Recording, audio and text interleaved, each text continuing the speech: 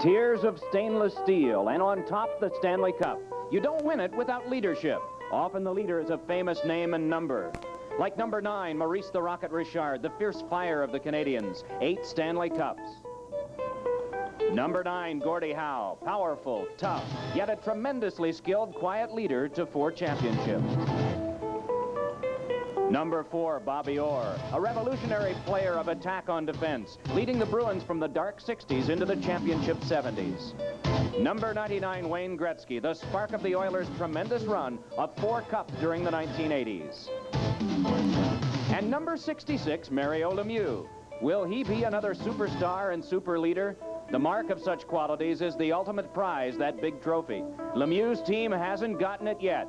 They're tied with the Minnesota North Stars, 2 games to 2. We're back in the city of steel, Pittsburgh. Game 5, Mario and his Penguins against the Minnesota North Stars, next on Sports Channel America.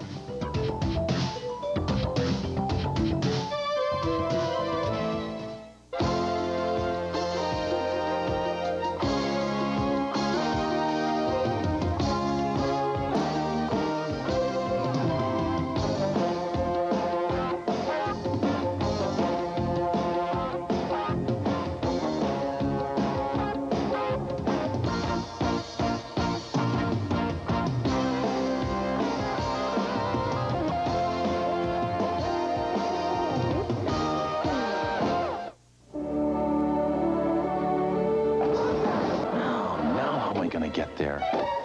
It'll be great to see the guys again. I wonder if they'll all show.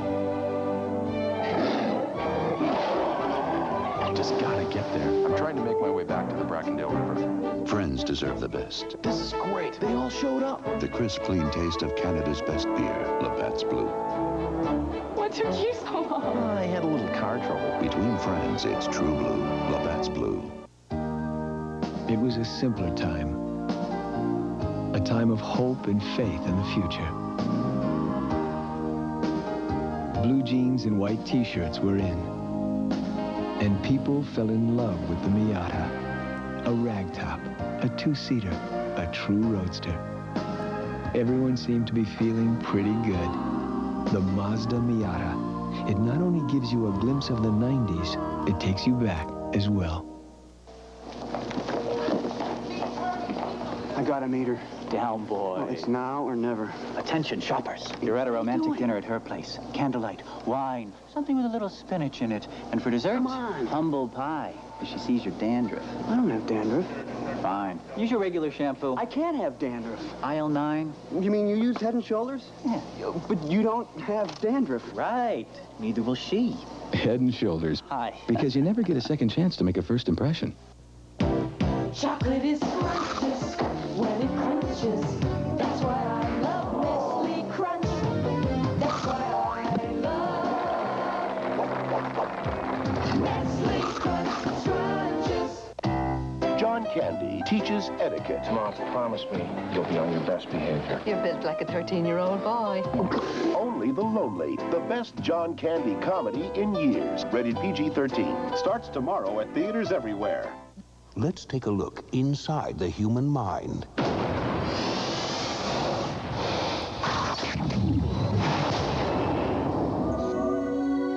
Are you using your mind to the fullest? Read Dianetics. Clear away your negative feelings and unblock your true potential for greater success and happiness in life. Read Dianetics by L. Ron Hubbard. Get your copy today at Walden Books. The last lines of defense, the goalies. John Casey, small in stature, quiet in nature, unorthodox in style. His impressive backstopping dispatched the top 2 teams of the regular season and the defending champions in earlier rounds. And in Game 1, he was solid again with 34 saves. Tom Barrasso, the biggest, bulkiest netminder going. It was his play 2 nights ago at the Met Sports Center that gave the Penguins home ice back in what has become a best of 3. Penguins coach Bob Johnson sees his goalie's importance this way. Yeah, I think he's right back on top of his game, and at this level, the goaltending becomes the most important thing a team can have. From from the 30-year-old arena of stainless steel in the heart of the Steel City. The sound of this crowd of 16,000 and plus tonight is vibrating all the way up to the big high roof. And greetings from under the roof, 137 feet above the ice. I'm Mike Emmerich. It's warm up here, down below even hotter though. It's been a warm day in Pittsburgh, and this pivotal 5th game of this Stanley Cup Championship Series is about to begin. There is no margin of error at all for the loser of this contest tonight. And I think back to Minnesota having been in this situation before, because they were tied 2-2 with Chicago in the first round. And it was for Game 5 that John Casey proved to be huge. He had a shutout. The final score in Chicago was 6-0. John Casey has been huge in Chicago and in St. Louis and in Edmonton. He's got to be huge tonight against these Pittsburgh Penguins. For more on the Penguins, let's go down to where it's at least a little bit cooler ice side. The ice temperature at 12 degrees, and John Davidson. Thanks, Mike. It's been 34 days since Paul Coffey was out with the injury, the fractured jaw, and he had surgery on it, surgery in which they inserted a steel plate 1 1/2 inches long to add support for the healing process. Now, Bob Johnson, the coach of Pittsburgh, has done his homework. He called his son Mark. He called John Van Beesbrook of the New York Rangers, and he called Gary Suter of the Calgary Flames. All three of these players, or former players, have played with fractured jaws before. Bob Johnson wanted to know what the healing process was, so he was able to converse with the doctors this afternoon of the Penguins to see how much time Paul had needed to get healthy. The consensus is that Paul Coffey is healthy enough to play more than just the power play. Mike, we'll see a lot of ice time tonight from Paul Coffey. Through this arena, cables run from movable cameras to movable control rooms to movable satellite dishes. Down the darkened hallways, we roam to our intermission studio for the observations of our guys who will handle the call of tonight's game, Jigs McDonald and Bill Clement. It would seem with the series down to a best of 3 that the Pittsburgh Penguins do have home ice advantage. Yet, Bill, we've seen both teams win in the other guy's building, so probably there is no home ice advantage now. Well, I know one thing. Teams don't change the way they play when they get this far in the playoffs, whether they're at home or on the road, so I don't think that will be a factor. And there have been 1,001 theories circulating as to who is going to win and why this Game 5 and ultimately the series. I think it revolves around a couple of different players. One is Mario Lemieux, and the second one is Tom Barrasso. I think if Barrasso plays the way he has in the last 3 hockey games, the Pittsburgh Penguins will have the big hardware right here. Yeah, it's only nice for the fans here in Pittsburgh, I guess, that the game is here. In fact, a sports psychologist the other day said that it's more important during the regular season to have home ice than it is during the playoffs. So they'll just drop the puck, play, see what happens. Mike? 13th home game, 13th sellout. They are ready to cheer on their Penguins tonight. From whatever vantage point they're watching and we're watching, the excitement here is building. Game 5, the anthem and the opening face-off coming up next. Tonight's game was brought to you by Mazda Cars and Trucks. Mazda. Well, Denny, it is a new lane surface. It's the Guardian lane surface. They installed it in August of last year. They did a lot of remodeling, and with a new lane surface, you usually find the shot holding up quite a bit better. Nothing but strikes here in Tempe thus far as we take a look at positions by round, and Mary Martha started 38th, and it was a long haul the rest of the way.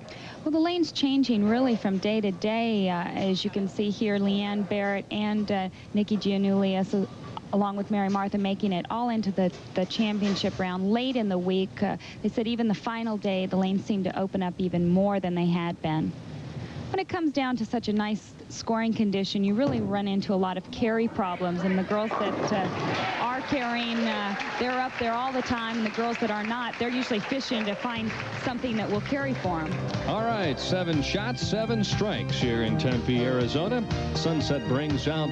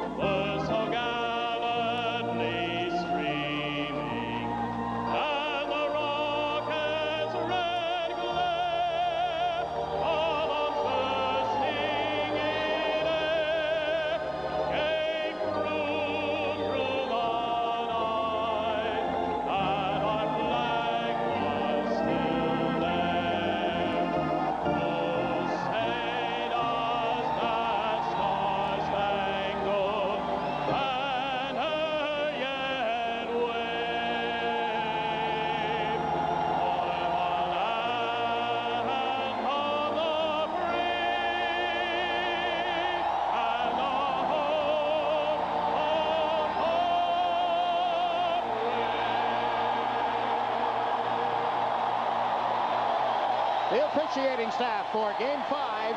Harry Fraser will referee. Ray Scapinello and Wayne Bonney on the lines. Don Koharski is the backup referee. The off-ice officials are from Philadelphia. And barring injuries, forget about changes in the starting goaltenders. The coaches are committed, and they will go all the way with these guys. John Casey is due for a Hall of Fame performance.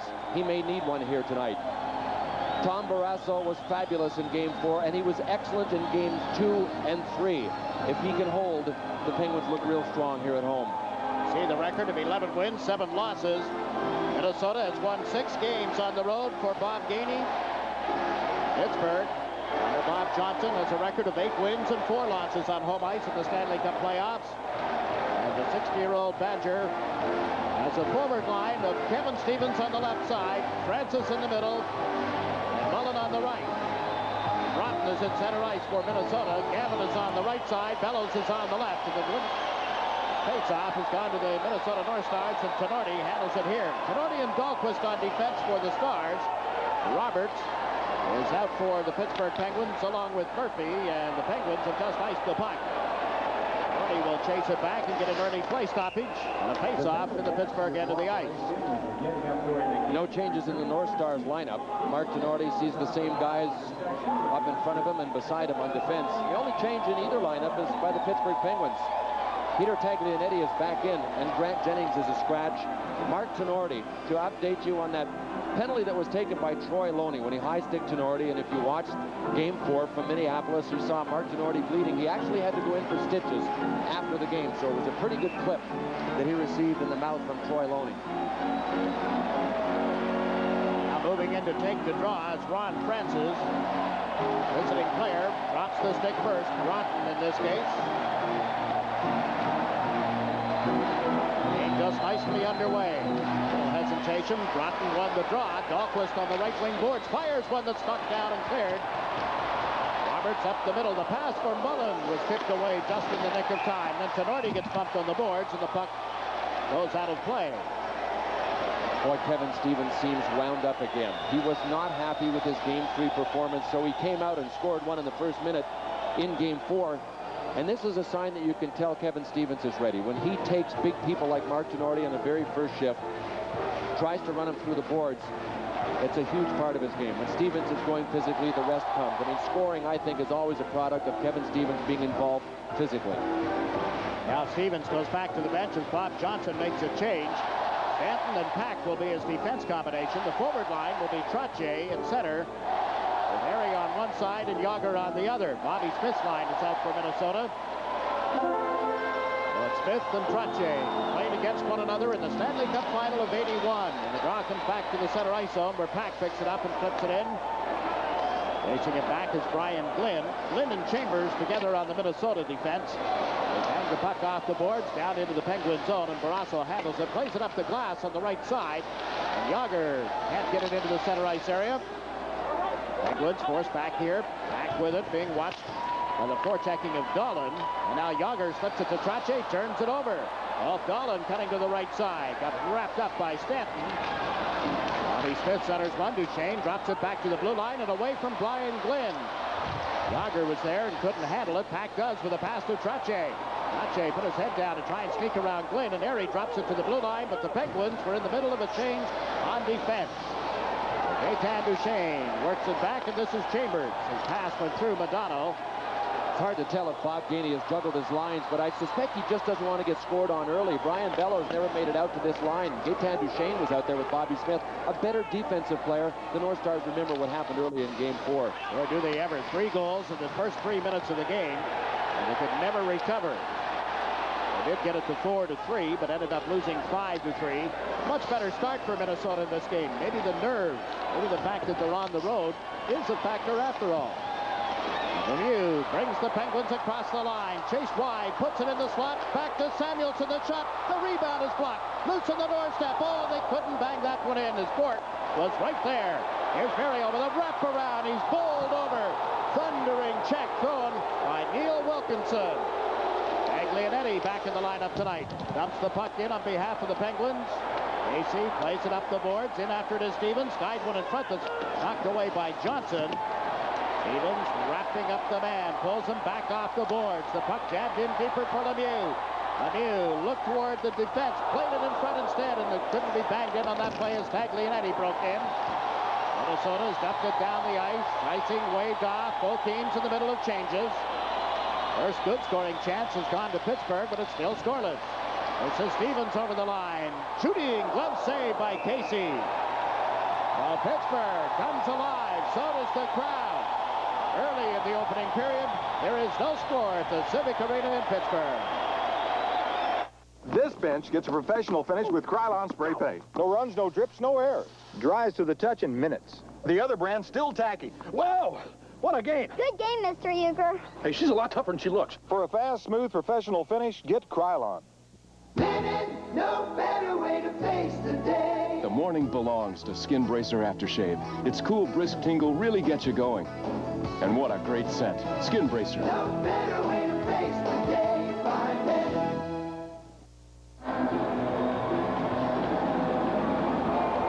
Boy, an incredible play by Mario Lemieux. Before that, the North Stars, if they are going to make any headway with Mario, they have to lay the body on him. There's no question about it. Lemieux has been a physical force, and watch Wilkinson meet him here. He went down for the puck and then looked away from it and played it. That is textbook right there. When Lemieux comes around the net, forget about the puck. Take a shot at it with your stick on the ice, but then follow through with the body. Big kid out of Michigan State, although he played only a year at Michigan State. That's the other big guy. Now Pack from the blue line. Duffed his shot. Gets to it again. Allows Mullen to handle it. Mullen tried. Got through and blocked at the defense.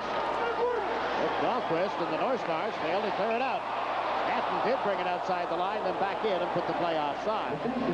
And you would have to think, Jiggs, that the North Stars' #1 priority is avoiding a Penguins quick start. And there's a big difference between that and getting a quick start yourselves. They lost the game in the first 3 minutes in Game 4. Bob Johnson's guys were all over them, which was really unusual. The Penguins are not really a classic quick start team, especially on the road. So we played 3 minutes here. And from a North Stars standpoint, I think the jury is back with a so far so good kind of verdict, because the North Stars really have kept the Penguins off the board. The Penguins are all over them, but the North Stars have to avoid the same kind of start that they gave up in Game 4. Lemieux and Broughton together. Lemieux centering this line. The puck came right out in front of Casey, and Bill Bourque can't get a shot away, and when he did, it hit Brian Glenn. Out comes Stu Gavin. Gavin working on Coffey. There's the answer to that question. Barrasso a save. His loose puck off his pads. They bang at it in the glove out. Out it comes to the near corner. Broughton works it back. Chambers with a shot that's blocked in front. Samuelson slaps it up the boards. Out to Lemieux at center ice. Moving with him is Recchi. Lemieux right in over to Recchi, and he can't get the shot away. Lemieux reaches in for the puck. Then he gets belted. There'll be a penalty against Brian Glenn. A cross-checking penalty. A power play coming up for the Pittsburgh Penguins. They're 3 minutes and 38 seconds into the opening period. What is refreshing?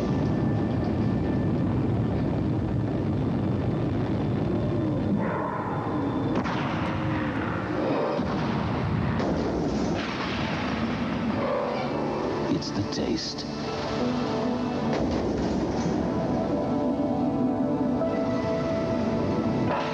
Taste that could only come from a cold blue light right out of the ice. Now that's refreshing. Brian Glenn, a cross-checking penalty at the 3:38 mark in this opening period. He knocks Lemieux down. Boy, after giving up a 2-on-1, and here it is. Lemieux tries a little pass, but it was elevated when it made it over to Mark Recchi. And then Lemieux went for the puck. Watch Brian Glenn take him. Glenn was not happy with the call at all, but he gave Lemieux a pretty good whack, and because Lemieux was bending over, he landed right on the lower back. Remember, that's the problem area for Mario, the lower back. He missed a surprise scratch in Game 3, the first game of this series, up at the Met Center in Bloomington. That fish isn't fresh. It's been here for every game. Sharp. Fresh frozen. Well, the North Star power play has been frozen too, Bill. We talked about the North Star power play. How about the Pittsburgh power play? 2 for 25 in this series. Now, if one team happens to break out in the power play and go nuts, and the North Stars came as close as any team to doing that in Game 4. They got 2 of them, but they lost the game, and they fell short in their big 5-minuter. But if one team happens to crank it up for one game, it could mean the series. Mario won the draw, reached in for the puck. It slapped away from him and out of play. North Stars catch a break. see what's going on outdoors here in Pittsburgh. Downtown, yeah, there is baseball at Three Rivers Stadium. Pull back from the baseball yard up through the beautiful downtown area. Dan Marinelli, who is running that camera, outside the Civic Arena. He is suspended by a cable from his waist. Mike Emmerich with him, pulling the cable. Coffey to Murphy to Recchi.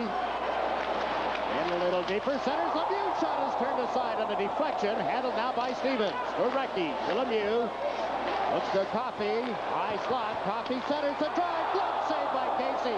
Big stop off Recchi. Murphy is forced to bring it outside the blue line before feeding Paul Coffey. Casey was helped on the first one by Lemieux because Lemieux shot wide, but he helped himself on that Recchi shot. Here's Coffey dishing one off. Mark Recchi trying to center. Got it through, but late. Lemieux sidesteps a check. Trying to make the pass to Stevens. Got it to Coffey. To Lemieux. Can't get it back to Coffey, and it's shot out of there and down the ice by Mark Bureau. 1 minute, 5 seconds remaining in the penalty against Glynn as Paul Coffey brings the Penguins through center, then dumps it in, but from his own side of center ice, and that will be an icing call. And Stevens will draw a crowd after running the North Star player into the end boards. He just made a lick on Jimmy Johnson, who had gone back to touch the puck. Meanwhile, over in the corner, Mario Lemieux and Mark Bureau kind of locked up, but there are two Penguins there. Paul Coffey was with them. Boy, did Bureau ever take a run at Lemieux earlier in the kill. Missed him. But they seem to have their sights honed in on Lemieux. Here's the chance by Mark Recchi. Watch Paul Coffey. He finds this seam as well as anybody in the game. I don't know if Recchi got it all, but Casey did a good job of getting over there quickly. And that's what Paul Coffey brings to this power play, Jakes. He can pull out of the pass, move into the shot. It seems like in a split second, he can either pass or shoot whichever he wants, and that is way more difficult than you would think. That time he decided to pass because he saw the seam to Recchi. Saw Recchi back on the bench. Coffey stays out on this power play that still has 57 seconds to run. We were wondering how much he was going to play. He was x-rayed again yesterday, and the Penguins have not made public the results of the x-rays. We are probably going to have to watch and see. We can suspect that if he plays more, and he's only had one even strength shift in this series. It was in Game 4, and it was a 4-on-4 skating, guys, so there was a lot more room out there, less contact, but we'll have to wait and see, and that will tell us about the results of the x-rays that he had yesterday. Mark Bureau just tied up Francis on the draw, but the Penguins have the puck. 77 is Coffey. Hard around the boards, up along the glass in reality. Yager protects it. Earned as Lemieux was well covered, plays it back to the net. Gets it in return from Francis and then can't get out in front. Yager looks to Coffey, holds it, feeds it to Coffey now. Back to Murphy, to Coffey. In a little deeper, Lemieux beats the point. That's Murphy. He had to tee it up and then his shot is blocked. Good play by Duchesne. It's held in. Lemieux on the backhand to the forehand now to make the play. To the blue line, Paul Coffey to Mario, the big guy, moves it in and just wide. Francis has it here. Back to the net to Lemieux. Trying to come out in front, drew a crowd, set up Coffey for a shot that was blocked. Coffey has it. To Murphy for a drive that missed the net. Here's Lemieux, tucks it in.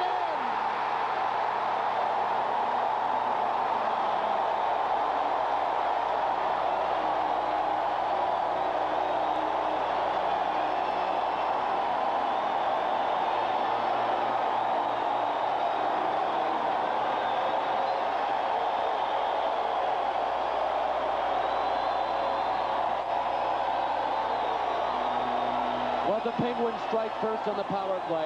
There is only one man in the world that could make this play. Lemieux dumped it out to Coffey.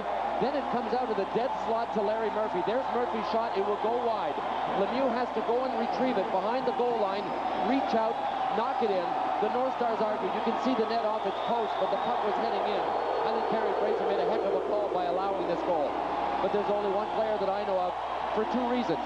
Skill and the reach of Mario Lemieux. His size and his skill level allowed him to score, and the Penguins lead 1-0. Our Sports Channel America audience has a benefit of the replay, seeing that the puck was in before the net came off. As Bill pointed out, a great call by Carey Fraser, realizing that, not disallowing the goal, and Lemieux has given it to the Penguins, 1-0, the early lead, that is, at the 5:36 mark. Samuelson gets a little push along the boards, moves the puck to the near side where Erie was knocked down. Minnesota sets it up. From the right point, Chambers to Madonna, centers it across, but right to the stick of Yager. He comes over center. 3 Stars get back. Yager can't make the pass to Wary. Madonna up the middle now to Gagne. 3 Penguins back as Gagne gets over the line. Looks for help. Works it in a little bit deeper. Madonna cross ice off the stick of Tenorti. Aglianetti got a chunk of him. Tenorti puts it back in the net. This is Gagne to Madonna. Big drive. Wide on a deflection. And dug loose. Tenorti has it. Tenorti with Brock pounding the goal mouth. Goes back to the net. There's a delayed penalty call coming against the Penguins. This is Madonna trying to slip one out in front. Did, but it's cleared aside. Picked off by Tenorti.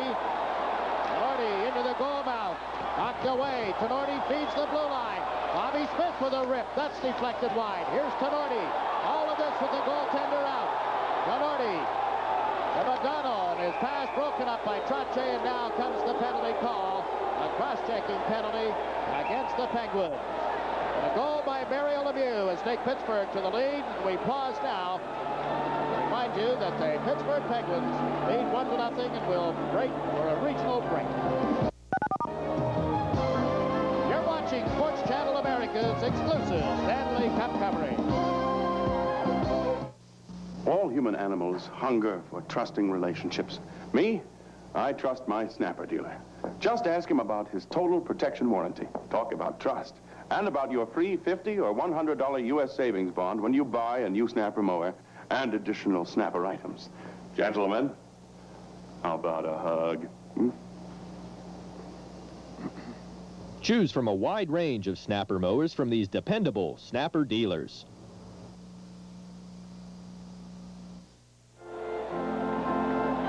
Penalty is against the man who had the game-winning goal in Game 4, Ryan Trache. Cross-checking call, 7 minutes, 7 seconds into this opening period. And we'll see how the rubber band team reacts. The North Stars have been able to bounce back from just about any situation. The Penguins lead at 1-0 here, and the North Stars scored 2 power play goals in Game 4, but we mentioned it earlier, they really came up short, and a lot of the credit goes to the Pittsburgh penalty killers. I suspect the Pittsburgh killers are going to be really on top of their game, at least starting here tonight. Andy Gillen was beaten on the face, however, and Chambers' shot was blocked in front. Smith was there for a drive that missed the net. Wilkinson held it in. Dolan has it knocked off his stick. This is Broughton. Roberts right on him. Trying to tie up Broughton. The puck moves along the boards onto the stick of Bobby Smith to the blue line. Held in there by Wilkinson. Now back to Chambers on that pass. He shoots one. Grabbed out of the air and held by Barrasso.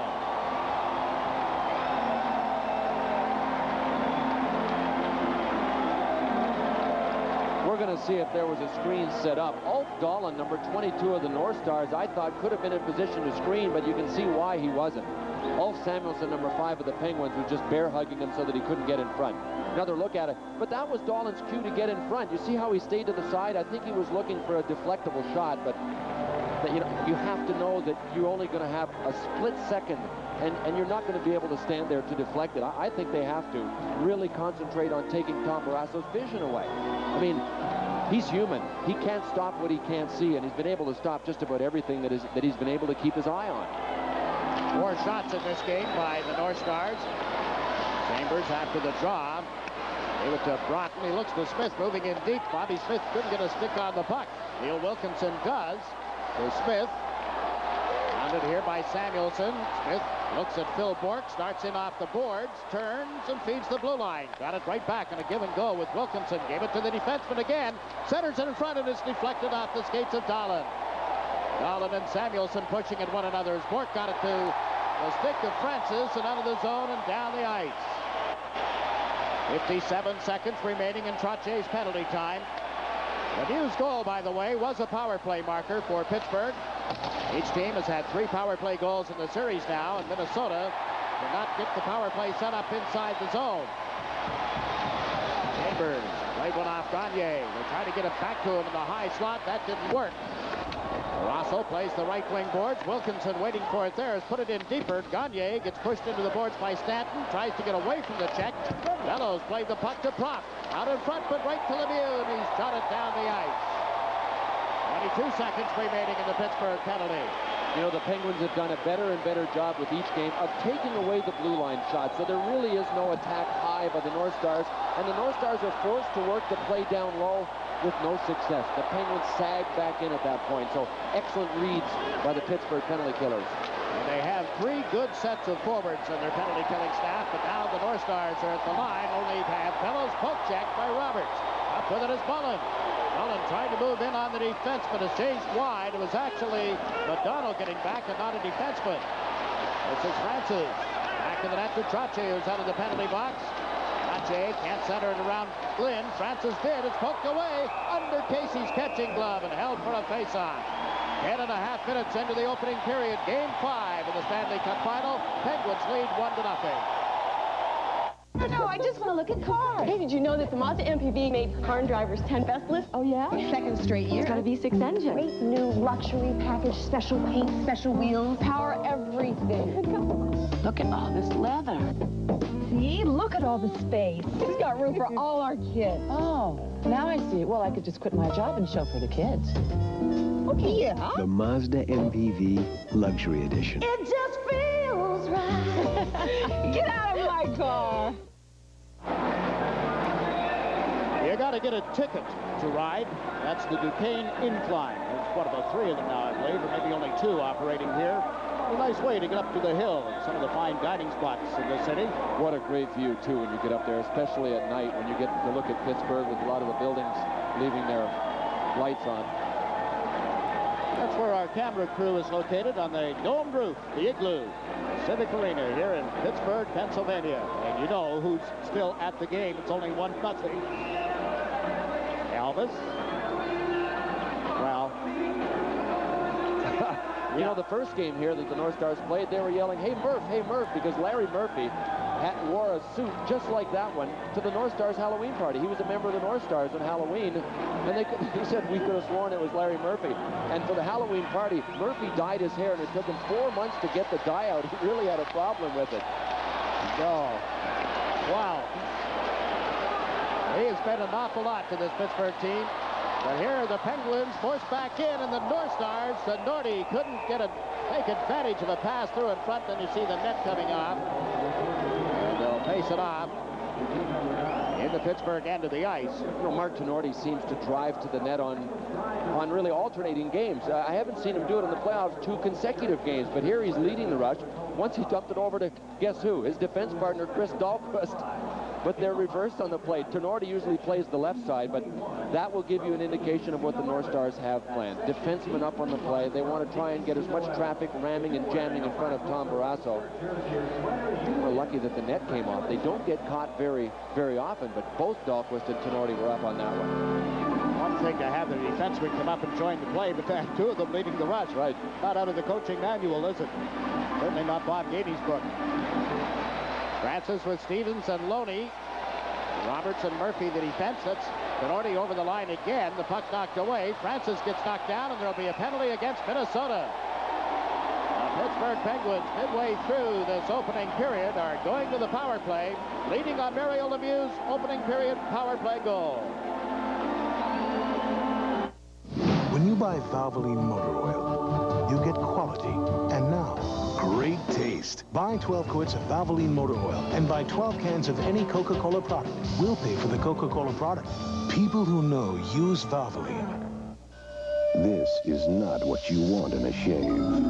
Now you've got the edge. With 6 rich lubricants. For less irritation, you've got the edge. To Mark Tenorti is for hooking. Time 9:54 of the period. You know, the Penguins are due to have an advantage on the power plays. There's the hook, and Francis was just leaning the wrong way. And I think the refereeing has been very good in this series, but the North Stars seem to have had the advantage. They had 5-on-3s, 2 of them in the last game. They also had a major go against the Penguins. They couldn't do anything with it, but, you know, the Penguins are due for a lot of power plays. Coffey just up the puck in. Stevens scores!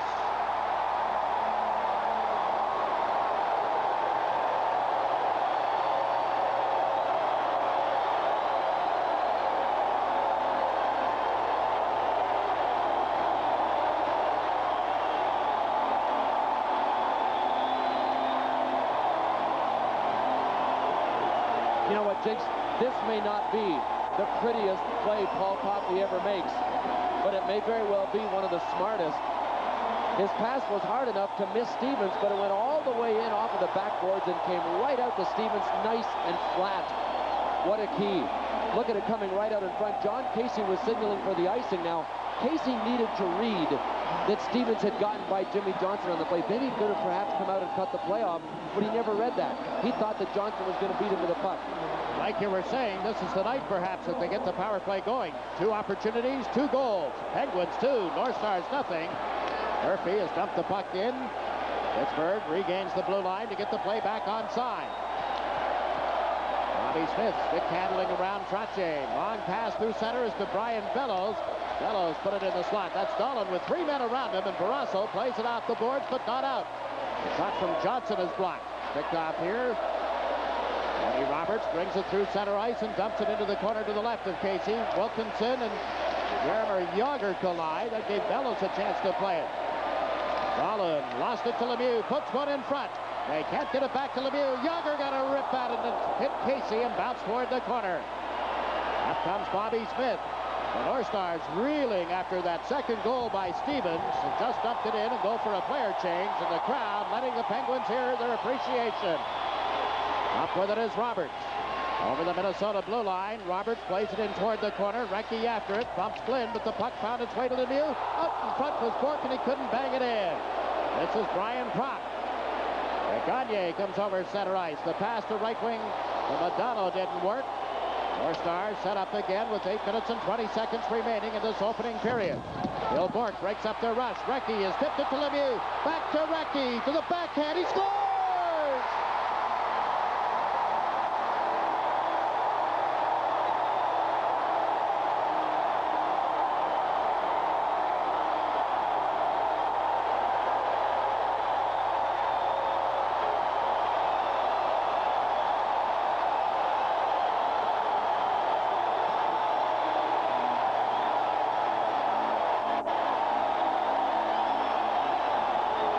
Recchi's first goal of the series has made it a 3-1 game. Transition in the neutral zone. Mario Lemieux back-checked like crazy and then spun around, picked up the transition pass, sent it over to Mark Recchi. That's a goal scorer's goal, folks, right up over John Casey's shoulder. But I can honestly say I've never seen Mario Lemieux back-check like he back-checked from deep in the Minnesota corner all the way to center, and it just like that turned on a dime for the transition pass. The counterattack was in place. And Mark Recchi showed us why he's one of the premier scorers in the NHL. His first goal of the series, 3-0 Pittsburgh. Minnesota has taken their 30-second timeout. It is about to expire, and the goal by Recchi means that Lemieux, Stevens, and Recchi have banged in 3 in a row. Watch him fight off Brian Glynn. John Casey moved over, I thought, far enough, but look at the left of your screen. Lemieux was open, and Gagne didn't have him. Perhaps John Casey was cheating just a little bit in case Recchi decides here to pass it back to Lemieux, and you can see Lemieux is open. But Recchi didn't need Mario on that one. High, short side backhand, one of the toughest shots to execute. Perfectly done. In Game 4 last Tuesday night, it was Stevens, Francis, and Lemieux by the 3-minute mark. A span of about 6 minutes and a little bit tonight. Lemieux, Stevens, and Recchi. The only missing member there is Francis, and the guy they've been counting on, Recchi, is at it. 3-0 Pittsburgh. Lemieux with a goal and an assist. Coffey's assisted on both power play goals. Murphy's had assists on both power play goals as well. And it's Pittsburgh 3, Minnesota nothing. Francis is in the middle. Stevens and Mullen on the wings.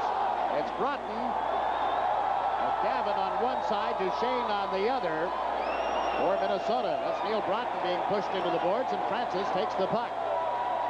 Ronnie Francis trying to play it away from Gavin. Their teammates back when with the Hartford Whalers. The puck comes around to the left side. Stevens trying to clear it out, could not. And it goes out of play on a dump in.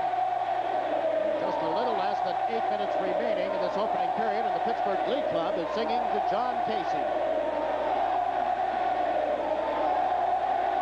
Now it's going to be tough for the North Stars, and I'll tell you why. The Pittsburgh Penguins are not a dump and chase team. They did it a little more in Game 4 because they had the lead. But they're going to be able to do it here again. When you can mix your attack, the rush, and also the dump and chase, you keep the North Stars defensemen off balance. They cheat off the line a little bit, and one sets up the other. So whereas the Penguins don't usually do that, they'll do that more now that they have the lead, and it's so much easier to make some headway in the neutral zone because you loosen it up, and the North Stars typically try to clog the neutral zone. One of the big advantages of playing with the lead. First shifts for McRae and Churla now too, Bill, with Bureau in the middle. And out for Pittsburgh is Yager, Airy, and Trottier. They forced the puck into the Minnesota zone. Now it comes out towards center for Shane Churla. On shot turned aside by Barrasso. Airy and Churla collide. The Penguins got it outside the line. Chambers waiting for his teammates to get it back onside, then shot it in high and wide, and Taglianetti takes a hit from Bureau. Yager moves it up to Trottier, who clears it outside the Pittsburgh zone. Chambers being hounded here by Airy. Has given it to Mark Bureau. Bureau over center ice before shooting it in. Barrasso leads it back to the net, then plays it up right wing to Trottier. Quick relay to Recchi. Moving up is Airy, takes the pass, centers it back, and Recchi is knocked down as he tried to deflect that pass. Trottier put it in front. That was tipped right on by Recchi. And up come the Minnesota North Stars. Jimmy Johnson leading the rush through center ice. Race to the far side before dumping it in. Complete a player change, the North Stars do. Harry Murphy for Pittsburgh with a pass to Roberts, back to Murphy. Murphy flips one through center ice, on to Recchi's stick. Nice move on Dahlquist, then he is knocked down. Recchi took a dive in the estimation of the referee as they set up. Murphy, his shot pad save. Lemieux the rebound. Casey makes the save again. Here's Recchi with a shot. He scores!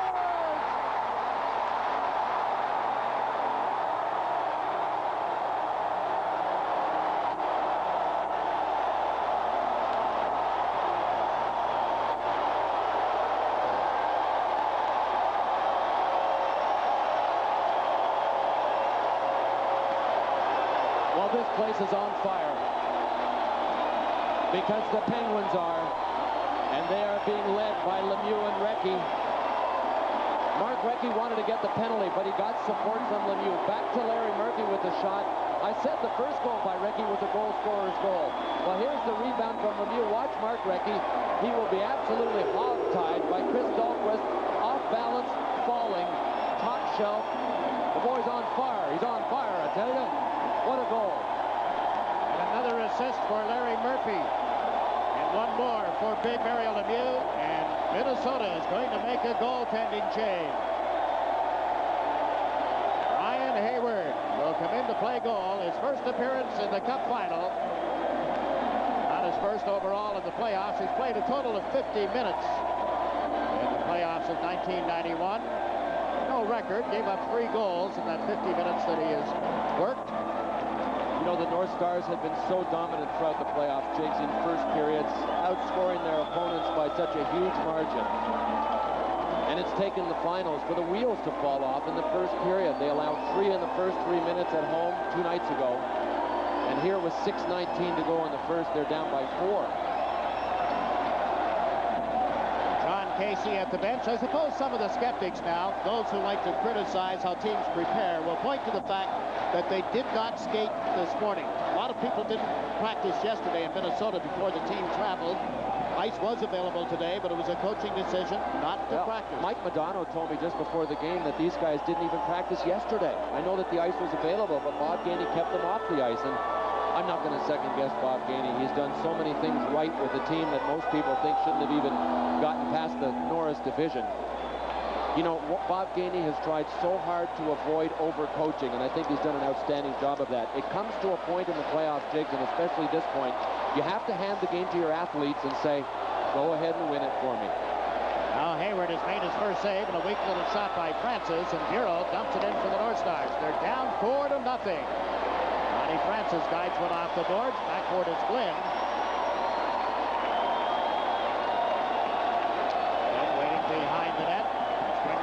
Up the side boards, and the pass went to the defenseman, Sean Chambers. Chambers over center, flips it around Jim Pack. Handled here by Barrasso, and he gets bowled over. McRae ran him, and Francis is right in along with Pack to protect their goaltender. Harry Fraser is standing right by the pile with his arm up. Tom Barrasso he squirted loose. Barrasso's not in this pile any longer. He just tried to pull loose. Barrasso wants to maintain composure with a 4-0 lead. All he wants to do is get back to the safety of his crease and stand there.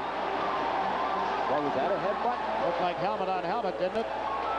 Basil McRae, you know, is simply try to turn this thing around. But he can't dig a deeper hole in the process, and he may have just done that. Well, he's being escorted back to the box. This is still going on in the corner to the left of the Pittsburgh goaltender.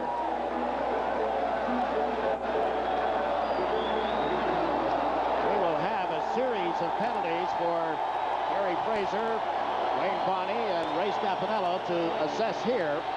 They played 14 minutes and 26 seconds of the opening period. Pittsburgh leading by a score of 4-0. Yes, this city is behind the Penguins all the way. Okay, everybody, let's go. We asked these experts on summer and Dad to help introduce the new Master Values program. Now get 10 to 25% off only with MasterCard. From cool things to pack for vacation at Montgomery Ward, to house paint at Sherwin-Williams, to a Sony Walkman at Woolworth, and lots more. Then watch the savings pile up. Look for Master Values only from MasterCard at these and other fine stores. And master the moment. Well, they're sorting it out over at the penalty box. Stevens and Jimmy Pack are in there for the Pittsburgh Penguins. Basil McRae and Shane Churla are over there for the North Stars.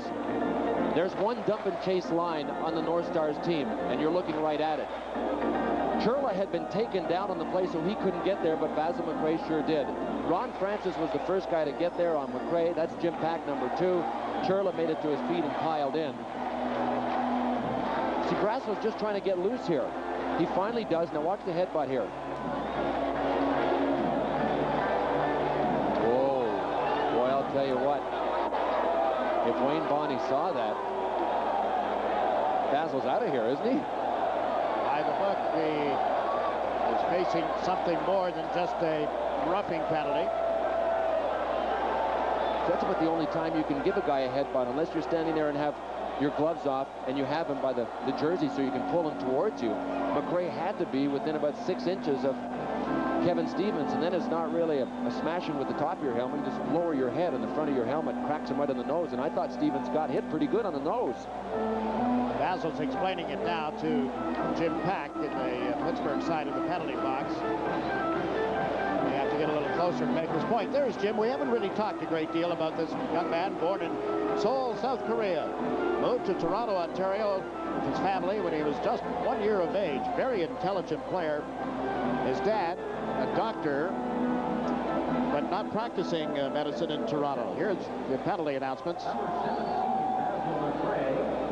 2 minutes for charging, 2 minutes for roughing, 2 minutes for unsportsmanlike conduct. Number 27, Shane Churla, 2 minutes for roughing. Pittsburgh penalties, number 2, Jim Pack, number 25, Kevin Stevens, 2 minutes each for roughing at 14:26. Well, that's not the way it usually reads, but I think what we're looking at is the compromise on the call. Let's get an update from John Davidson and Mike Emmerich, guys. Become dislodged, and this is something to look toward for the future in terms of advanced equipment. Like what they use is a magnet that screws into the ice surface, and the goalpost sits on this little magnet. Now what they're trying to do for next year by switch here is use this, screw this into the ice, and this plastic goes inside the goalpost, and when the net is jammed or pushed away, it'll snap and then snap right back into place. The Western Junior League uses one about 3 inches long, about that long, and they're hoping for the NHL to have about 5 inches long next year. Okay, gentlemen. Well, that'll be interesting. That'll get the guys away from jamming the net, won't it?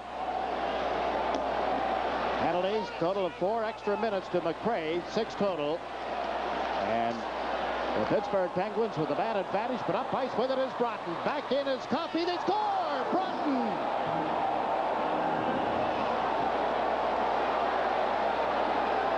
If you're going to get started, you might as well do it uphill. And that's what the North Stars have just done, scoring a shorthanded goal. A 2-on-1 at that. Neil Broughton came so close so many times in the third period in Game 4. He missed them all, but he didn't miss there. Great play by Tenorti. He was looking for Neil Broughton all the way. That sprung the 2-on-1 loose, and Neil Broughton decided to shoot rather than to get it over to Stu Gavin, who was on his backhand.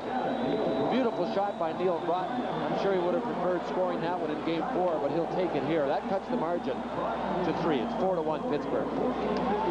And they've just broken up the Pittsburgh attack coming out of the zone, but now Coffey gets to it and brings them over the line offside. Neil Broughton, as Bill pointed out, would like to have had that goal on Tuesday night. Think of the opportunities he had with his team down by 1. But he gets his 9th goal of the playoffs here, shorthanded as it is, at 14:52. You can see that Neil Broughton is wearing the C. I'll tell you about that in a second. Here's the pass by Mark Tenorti. Set play, absolute set play. I mean, Mark Tenorti had to know that Broughton was out there. So you look for teams that are down a goal or down a man that are trailing by 4 goals to start designing plays offensively even when they're down a man, and it worked for the North Stars. Mentioned the C. Kurt Giles wears the C and is the captain, but he has been scratched recently. So Kurt wears the C out for the warm-up, and after the warm-up, before the first period starts, the training staff has to actually take the C from Kurt Giles and move it over to Neil Broughton's jersey. Broughton does not wear it in the warm-up. And here is Coffey. Nice pass. Mullen on the backhand. Oh, what a stop by Hayward. Into the corner with it is Lemieux to the blue line for Coffey. Now to Lemieux. Top of the circle. Looks toward Coffey. Gives him the puck. Back to Lemieux to Coffey. Long shot. The pass across. Oh, and another big save by Hayward. Casey coming up big, as they call him. Casey watches the action out in front as they set up Lemieux. To a screen. Faked it. Gave it to Mullen. Back to Lemieux. Lets this fly, and it's blocked by Dahlquist. Up with it. There's Dolan, and he'll dump it in, or at least Gagne, and he dumps it in from center ice. And the North Stars changing their penalty killers into forecheck here, however, is Gaetan Duchesne to slow up Mark Recchi. 2 minutes, 8 seconds remaining in the series of penalties to McRae. This is Jagger with a pass to Lemieux, and the play was offside. It's called back. 3 minutes and 37 seconds remaining in the opening period, and still just over 2 minutes left in this power play. Well, this game was within a misfire and a great save of being a 5-1 game. Watch the save here. Ron Francis has the puck. He didn't bother getting it airborne, and he shot it kind of for the middle of the net back to where Brian Hayward was, or it would have been a 5-1 hockey game. But beautiful play, first of all, from the point, and then an excellent play by Joey Mullen. And that's what I was talking about with Coffey. You saw him wind up as if he was going to shoot, and he can decide in mid-swing what he's going to do, pass or shoot. Now Bork is out with Jagger and Lemieux on this Pittsburgh power play. Coffey with the puck, comes to center ice and dumps one in. Marty chased to the boards by Jagger.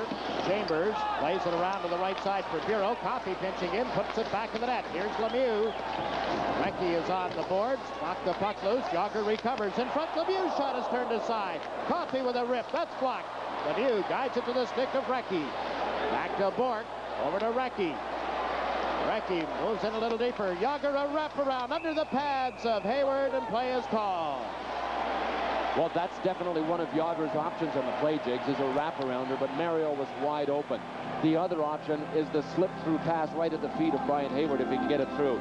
Top right is Jagger. He gets it, and he tries to step out for the wraparounder, but you'll see Mario Lemieux come in at the look at Lemieux. I'm over here, Jaromir. But this Pittsburgh power play now looks very confident.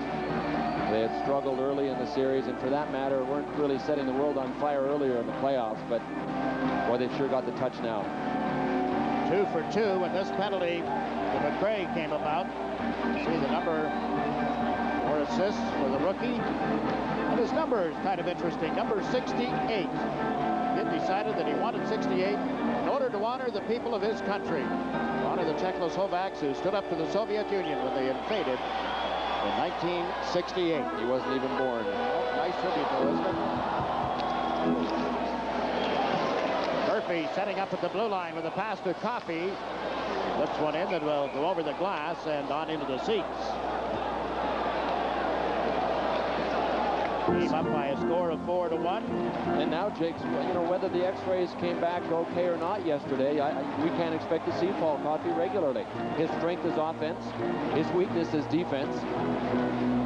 4-1 lead. Bob Johnson doesn't want to get him banged up. I mean, everything points to Paul Coffey simply continuing to play the power plays in this game. Heck, if they keep opening up first period leads, they might only have one game to play after this, and then we might never see Paul Coffey at regular strength, and nobody will care, including Paul Coffey. The guys have been very supportive of Coffey. The players will tell you that he's been doing whatever he can on the bench just to keep the guys involved and to keep himself involved. Have been very much a part of the team while not playing for those 10 games, and then when he did get back in limited play, Stevens moving it back to Murphy, to Coffey, to Murphy. Can't play it through the on-rushing forward, Gavin. And up with it here is Broughton. Moves in on Coffey. Shot went off Coffey. It's loose in front of the net. Recovered by Murphy. Up to Coffey. Kicked it onto the stick of Stevens. Back to Coffey. Nice pass. Mullen shot. Blocked at the defense by Dahlquist. North Stars trying to come out of the zone. Down the right side is Broughton. And cut in this time as Murphy knocked it away. Mullen recovers for Pittsburgh. Onto the stick of Lemieux. 3-on-3 at center ice. Stevens on the left side. Drop pass. Coming late is Mullen into the slot. His shot blocked again by Dahlquist. Brought back by Brian Kropp of the North Stars. Kropp left it for Gagne. It was knocked away and cleared out of the zone by Mullen. Two Penguins at center. Lemieux with a pass to Erie. They move in on Chambers. Erie with a shot that was deflected. Kropp will pick it up on the left side, and that all but kills off the penalties to Basil McRae. Kropp over the line, drops it. Gagne with a shot. That is deflected and goes out of play with a minute and a half remaining in the opening period. Lemieux, Stevens, and a pair for Recchi. It's 4-1 Pittsburgh. Yeah, we just scored. No, I didn't see Kevin get hit. Kev, you okay? I wind up in the hospital, and Bob gets the winning goal. I couldn't let Kevin miss the party. I was having a pretty good time where I was. Friends deserve the best. Friendship. Just being there. The crisp, clean taste of Canada's best beer, Labatt's Blue. I have to be flat on my back to get Bob to buy me a blue. Between friends, it's true blue. Labatt's Blue. Welcome back to the Civic Arena, Pittsburgh, Pennsylvania, where Brian Trottier, at 34 years of age, would like to see his name on the Stanley Cup for a 5th time. Paul Coffey, the same, has the helmet off. It is warm in here again tonight. A very warm and humid day in Pittsburgh. Temperature in the high 80s. To the credit of the staff here at the Civic Arena, the ice in good shape. Elbow down. And the officials yelling about keeping an elbow down. And here's Harry with a drive. Turned aside by Hayward. Harry got wrapped up in the corner. Samuelson pinching in from the blue line, but up with it is Bellows. Ryan Bellows shoots one right on. Taglianetti went back for it, but it's cleared out. And North Stars give chase. Chambers with it here. Off the left wing side. Quinn gets over the blue line. Gave it to Bobby Smith, trying to move in deeper. Centered one that's steered aside by Barrasso.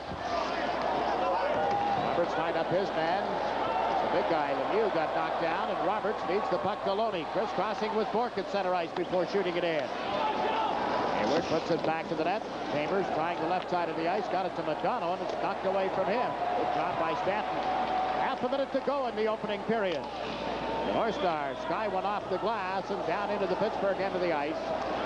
Go for an entire player change. They sent out Gagne with Gavin and Kropp.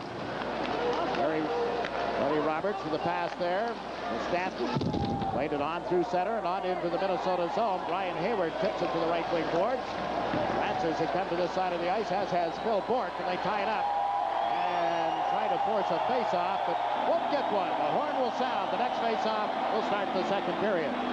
Pittsburgh's big job now is just keeping their focus. They have a big lead at the end of 4-1, but they control the blueprint of the game, and they showed us in Game 4 they can shut her down when they have to. And they're hearing it from the crowd at the end of 1. The Penguins 4 and the Minnesota North Stars 1. We pause now for a regional break. You're watching Sports Channel America's exclusive Stanley Cup coverage. We went to the fight capital of the world and asked the fans, who's the greatest heavyweight ever? By far, it's Muhammad Ali. Ripping punches, Muhammad Ali. The challenger goes down again. Muhammad Ali. Who's the heavyweight champion of the world? Sports Illustrated presents Muhammad Ali, the video. See his pro debut, his fights with Liston, Foreman, Frazier, Spinks, and more. And the video is free with your paid subscription to SI. Get it and find out who the greatest of all time is. A short, choosing right to the jaw, and Liston goes down. The man, he jabbed, body danced. He float like a butterfly and sting like a bee. Keep the camera moving, because I'm kind of fast. A sharp right, and only goes down. It brought back memories, things I'd seen and hadn't seen. All the fights, all the interviews. Muhammad Ali, he took them all on. Not in this one, Bombino. God's former Joe Frazier. Naming the round and all that, people thought that was a fluke. He wanted to go to heaven, so I took him himself. You don't see boxers like that anymore. And George Foreman goes down. Foreman goes down like a tree struck by lightning. And the Muhammad Ali video is free. That video's free? Can't be. How can it be free? It's free when you subscribe to Sports Illustrated. Save over 50% off the cover price. Oh, I'd go for it in a heartbeat. It's something to look into. You'll get 23 issues, including the baseball preview and the swimsuit issue for 3 monthly installments of only $9.89. Or you can pay by credit card, so call now. One of the greatest magazines that's been around this country since day one. Kind of like Muhammad Ali, it gives you everything. Come on, girl. We in Manila.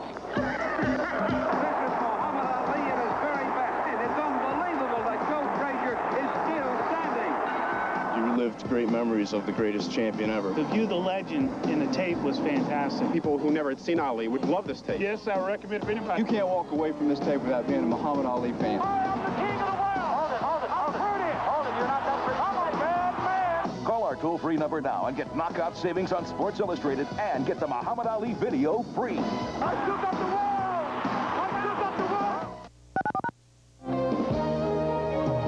Impressive first period by the Pittsburgh Penguins as they storm to a 4-1 lead after these first 20 minutes. Let's check the scoreboard, and you can check your scorecard. Mario Lemieux at 5:36, 10:08. Kevin Stevens. Boy, all the big guys have come up big tonight, haven't they? Recchi with the pair, and then Neil Broughton with a shorthanded goal. The first two Penguins goals tonight came on the power play. Shots on goal. Yeah, that's 18. 1-8. 18 for Pittsburgh and 7 for the Minnesota North Stars. Very active part of that first period was Joe Mullen. Joe, did you ever expect a first period like this one? No, I don't think you ever expect to come out this strong. It happened last game in Minnesota where we got 3 goals in the first 3 minutes. And it seemed like a lot of time to try to hold that lead, and eventually they did get back in the game. So tonight we worked a little bit harder, throughout the first period, spread the goals out a little bit more, and got the first period done with a 4-1 lead, and we're pretty happy with that right now. Yeah, you had a couple of nice setups and opportunities for goal. I'm just wondering, as a teammate of Mario Lemieux's, can you look in his eyes in the room before a game and sense this is going to be a big one for him, or is there anything magical like that he conveys? Well, not really. I mean, once he gets on the ice, you can tell how he's going to go, and he's been into it the whole playoffs for us, and he's been marvelous for us, and we're just happy to have him healthy. Boy, you're happy for a big lead, but is there any kind of hidden danger in having such a convincing lead this early? Well, I think just like last game, we had the big lead, and we tried to hold on to it for too long. We got to be careful, keep going at them, try to create some more chances for ourselves. He's got 1 cup ring, and he's going to try for a second one here in May of 1991. We're between periods 1 and 2. Let's hear now from John Davidson. With North Stars assistant coach Andy Murray, what's went wrong? Well, certainly, John, it's not the way we wanted to begin the hockey game. Our gaps were just too big in the neutral zone. They were coming at us with too much speed, and we just have to tighten that gap up in the neutral zone. Will you try to do anything different with Mario Lemieux? He looks real hot. Well, Lemieux looks very good tonight. It's a thing that we're just trying to take away his passing angles, allow our defenseman to play tight on him on one-on-one situations. He's just getting too much room out there. And your reason for pulling John Casey? Well, we're down 4-0. It's not necessarily the way John Casey is playing, but we don't want him to be in a situation where they're coming at him all the time. Thanks, Coach. Thanks, Jeff. All sorts of double trouble in this one. Lemieux, 66 with 3 points. Murphy, 55 with 3 points, too. From the city of Three Rivers, a 4-1 lead.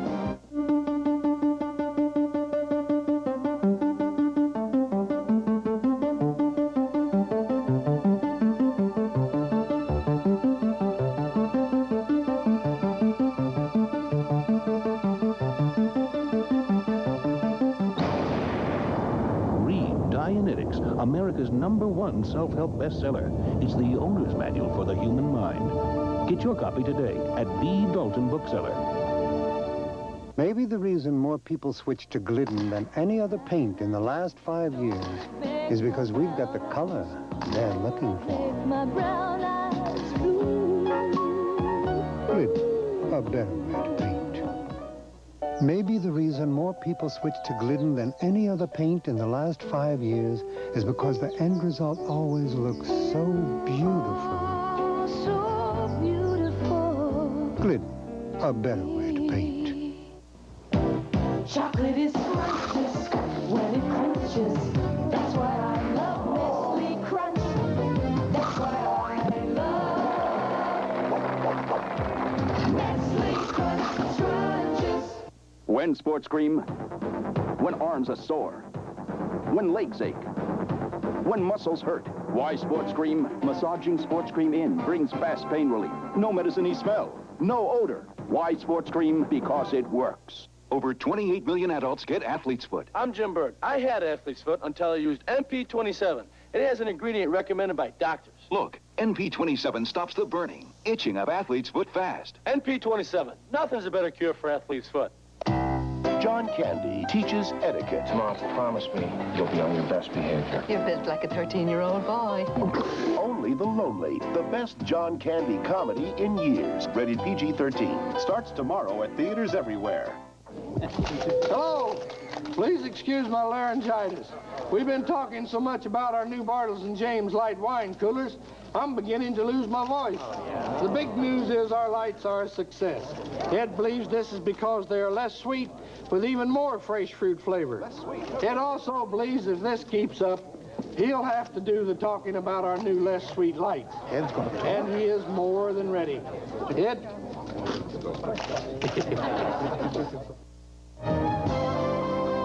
The crowd has gotten quiet here, but not for lack of enthusiasm. They're just resting like we are. 4-1, Pittsburgh, an impressive lead at the end of this first period of play. And perhaps going through some of their minds and some of yours, who might the most valuable player for one of these two teams be in the overall playoffs?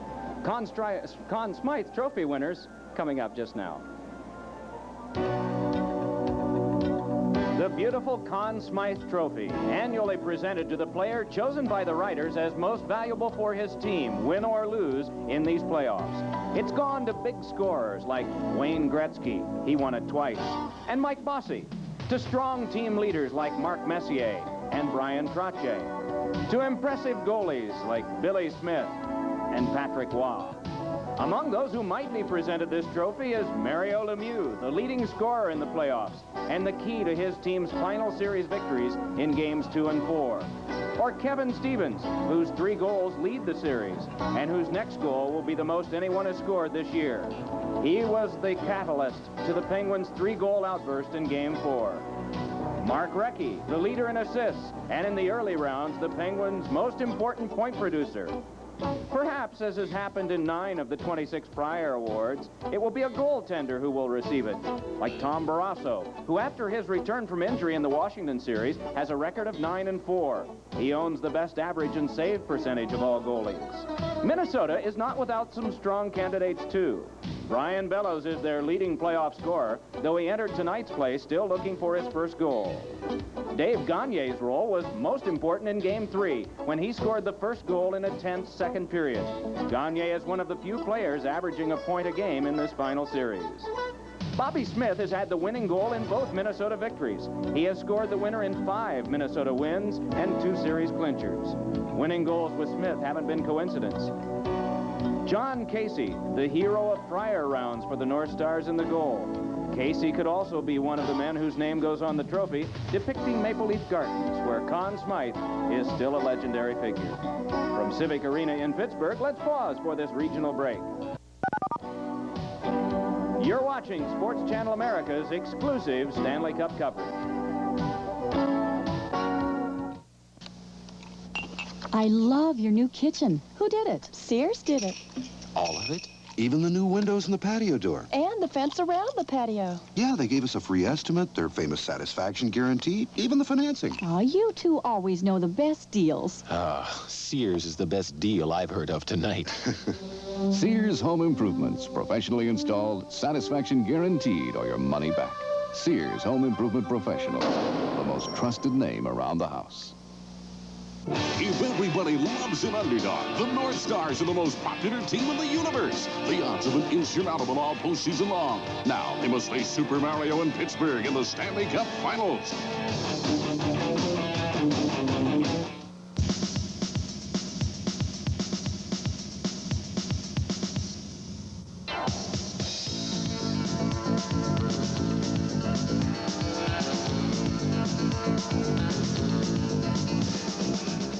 No family of vehicles sold in America from $59.95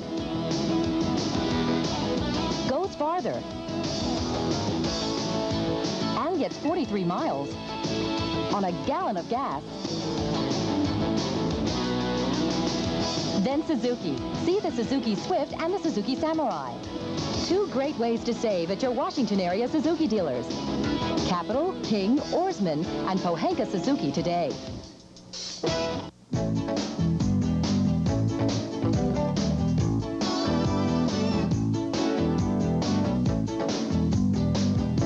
Of Yale University.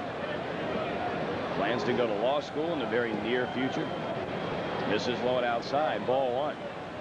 Jim Essien certainly doesn't know the club, but he was watching George Bell last night, and he noticed that George is looking for power most of the time, which is all well and good, but the batting average is down in the 230s, and he's a much better hitter than that. In spring training in RBI situations, he wasn't thinking long ball. He was thinking right field, center field.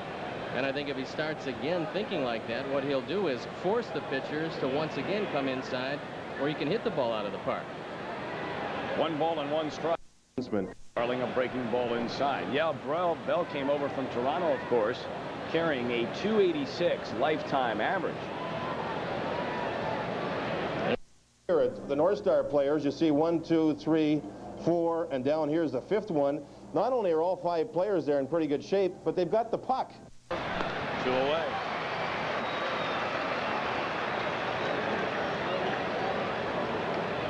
If you've decided you're going to have a good year from the mound, you best change your name to Martinez. There's a double Martinez atop the... Our players think offense. One little pass through the neutral zone. Now look at this. The defenseman's moving up. You're seeing Recchi come in on this side. He'll be wide open. And when you have Lemieux and Recchi on the ice, things start to happen. Lemieux just got by that last defenseman, found Recchi. He extended himself and beat John Casey high. That's called going from defense to offense real quick. Read and react. That's the story of this first period. The Penguins did it better. They have the lead 4-1. Second period getting underway in just a moment.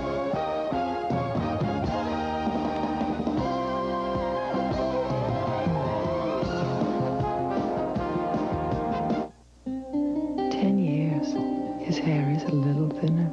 I don't remember her looking so beautiful.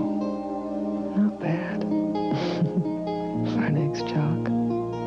Hello, stranger. I'm hardly a stranger. Well, you are late. Cindy opting to play the lanes more direct, right up, you mentioned the track area. That's anywhere she probably has from about the 8th board to the 11th board where she can hit and still strike. Cindy Coburn-Carroll has won more than 60% of her matches in the championship round, 45 and 27 overall, and those are some outstanding numbers. Well, just an outstanding match play performer, Denny. She is just very, very tough to beat.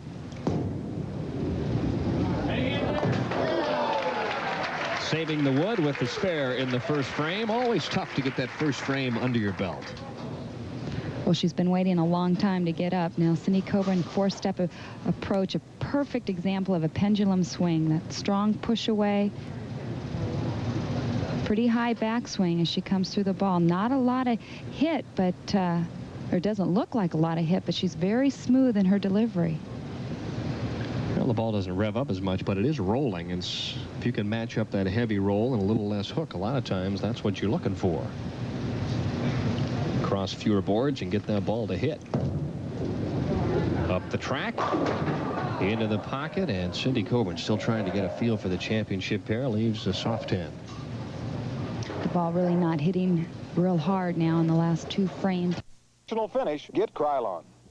We can't win if you can't stop Ricky Henderson. When something on your mind, This could get ugly. or something you eat, Look at that jump. gives you acid indigestion, it's time for extra strength Rolaids. Fast, 1,000 milligrams strong. Now that spells relief. putting it together. If you needed to put together a lot of information into a finished document of the highest copy quality, copy on both sides, reduce, enlarge, insert tabs, add covers, and make 12 perfectly bound booklets all in about 10 minutes, then there's only one copier that can do the job, the Xerox 5090, the way to put it together. Faxing, scanning, copying, printing. Xerox, the document company. Welcome back to the Civic Arena in Pittsburgh. Good. That's why the players out here carry anywhere from 8 to 15, maybe 20 bowling balls with them. Constantly looking for the right matchup with the surface and the weights. Nikki Giannoulias is pumped up, and she has thrown 2 beautiful shots to open up the championship game. Told me that her dad just purchased her a brand new sailboat, and when she gets home, she's going to head out to one of her favorite lakes and give it a shot. She's been sailing catamarans for many years, but never a sailboat. This is a 24-footer, so a whole new experience for her. Her dad bought it for her, huh? Wait a minute. Yep. That's a nice present. Sure. They'll have a lot of fun. I told her, I said, you know, don't head out into the bay. You may end up in Bermuda. Just try it on the lake first and see how it goes. She laughed.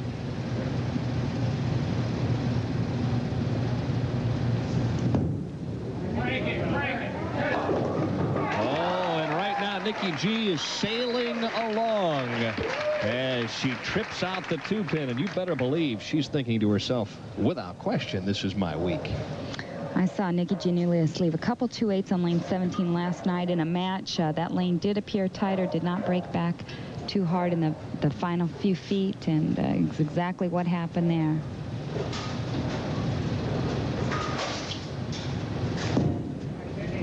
Cindy Coburn needs a little more bowling ball. Angelo for Pittsburgh and Brian Hayward for the North Stars. That is if we get a report. The Penguins have been very secretive about their injury situations, including Paul Coffey's x-rays yesterday, so we may not find out just what is wrong with Tom Barrasso. And he won't be the guy most anxious to get to the window to tell America that he's alive and well, will he? For sure. Minnesota has just dumped the puck the length of the ice, get called for icing. We're 14 seconds into the second period. Go back to that hit in the first period. Let's see, Bill, if you can detect anything. No, here's Barrasso just going back to the boards to get the puck, and he moved it. Clean enough hit.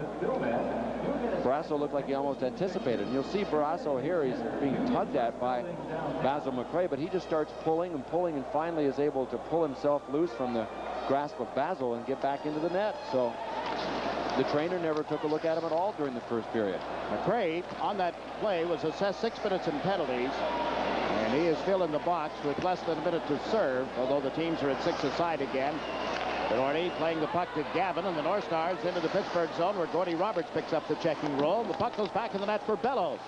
Brian Bellows centers off Dahlquist, stick and wide. Yager trying to shovel it up the boards, held in by Dahlquist. He gets checked. Yager goes down, and Gavin plays the puck to Bellows. Unable to center it cleanly, and Trottier has it now for Pittsburgh. Trottier to Yager over the line where he is met and knocked off his skates by Johnson. And up with it is Mark Tenorti. And Broughton across the line. Tenorti can't handle the loose puck, and it's shot down the ice by Ron Francis.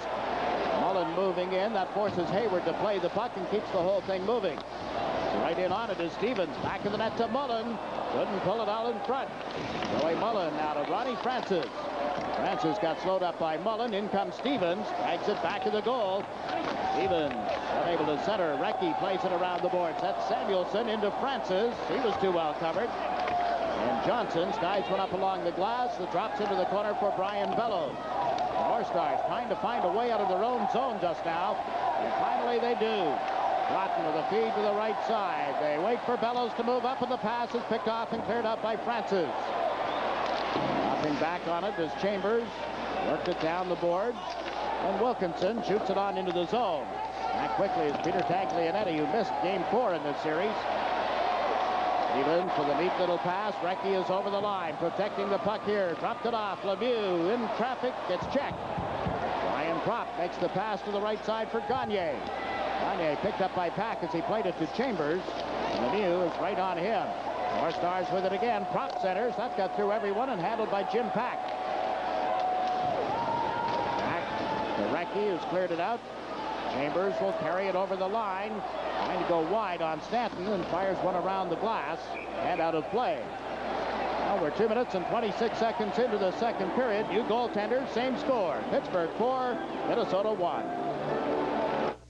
Tonight's game is brought to you by Coors Light, the one that won't slow you down. The Silver Bullet is the right beer now. By Krylon, the no runs, no drips, no errors spray paint. And by Edge Shaving Gel. For less irritation, you've got the edge. This Pittsburgh Penguin team was really built over the last season and a half, and there is its architect, Craig Patrick. Only one defenseman in uniform tonight for the Penguins who's with the team at the end of last year, and that is Paul Coffey. I asked Craig Patrick in Minnesota before Game 3 if he got nervous before the game. He said, "What do you mean before the game?" He said, "I can hardly stand still all day long." Still gets the huge adrenaline rush. You can imagine at this stage of the season why. But it starts very early in the day, even for the general manager. He continues to ponder the situation as he saw the hand go to the chin. His coach, Bob Johnson, has Trotzy out. He lost the draw. Tenorti's shot got through. Good stop by Peter Angelo. That's his first save. And Murphy brings the puck out for the Penguins. Larry Murphy cutting to the left side. Tried to dump it in front. Dahlquist knocked it down. Is able to play it to the line, but Yager has it now. Yager trying to drive wide. Gets checked. Dahlquist recovering the puck. Gets it away from Yager. Trotzy held it at the line, then brought it back in offside, and play is called. It's the Pittsburgh Penguins 4 and the Minnesota North Stars 1. Game 5 of the Stanley Cup Final.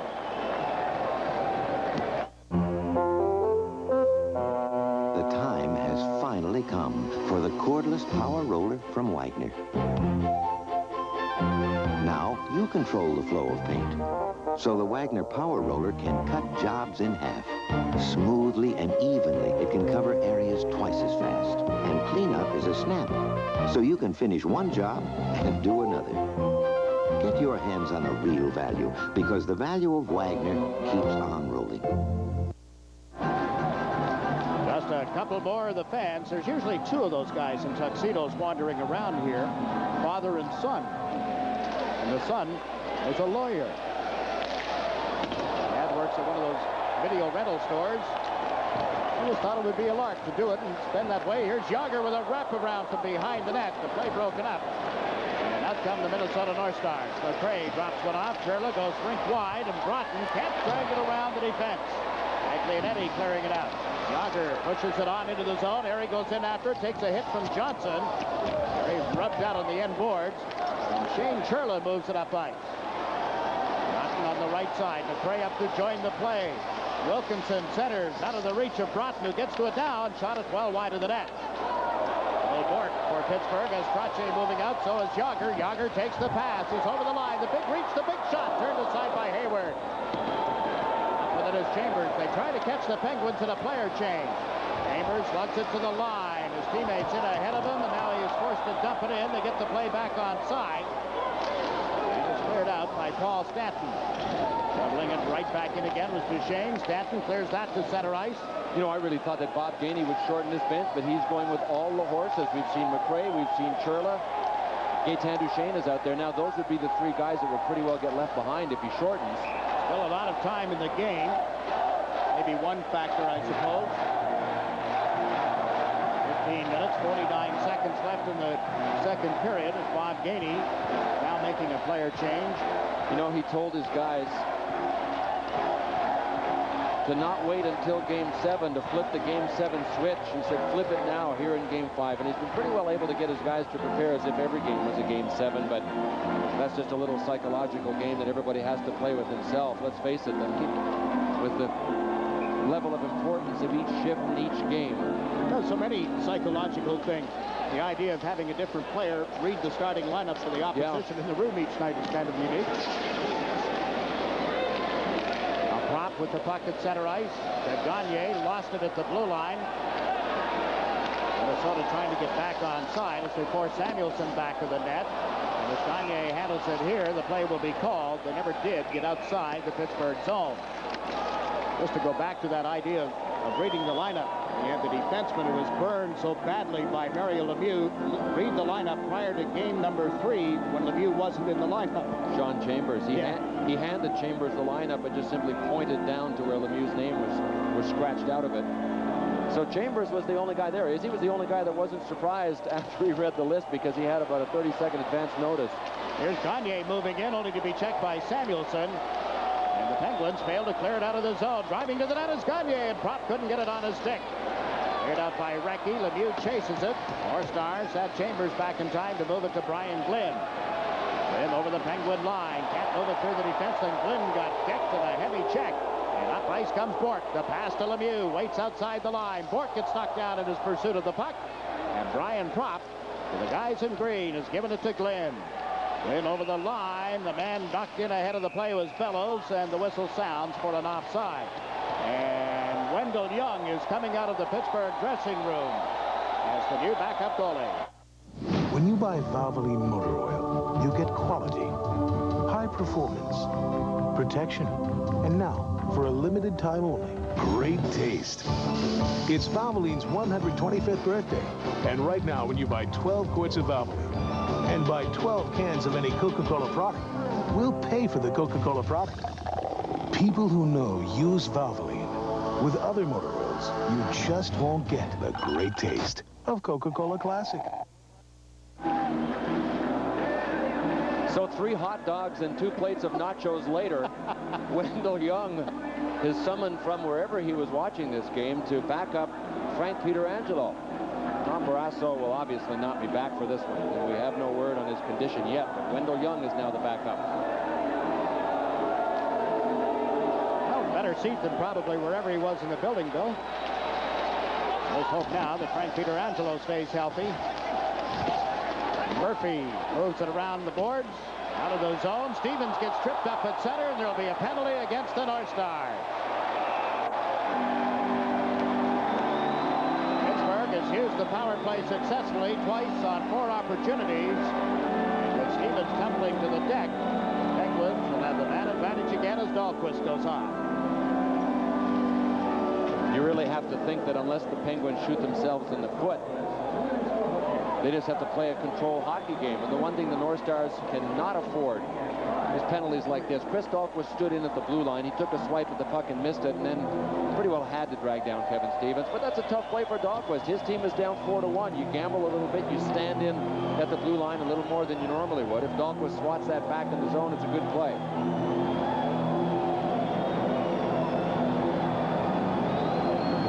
Did not receive these shark signs tonight. Those folks brought them one of the first games in the series, and of course, you know about this guy. He's been at every game.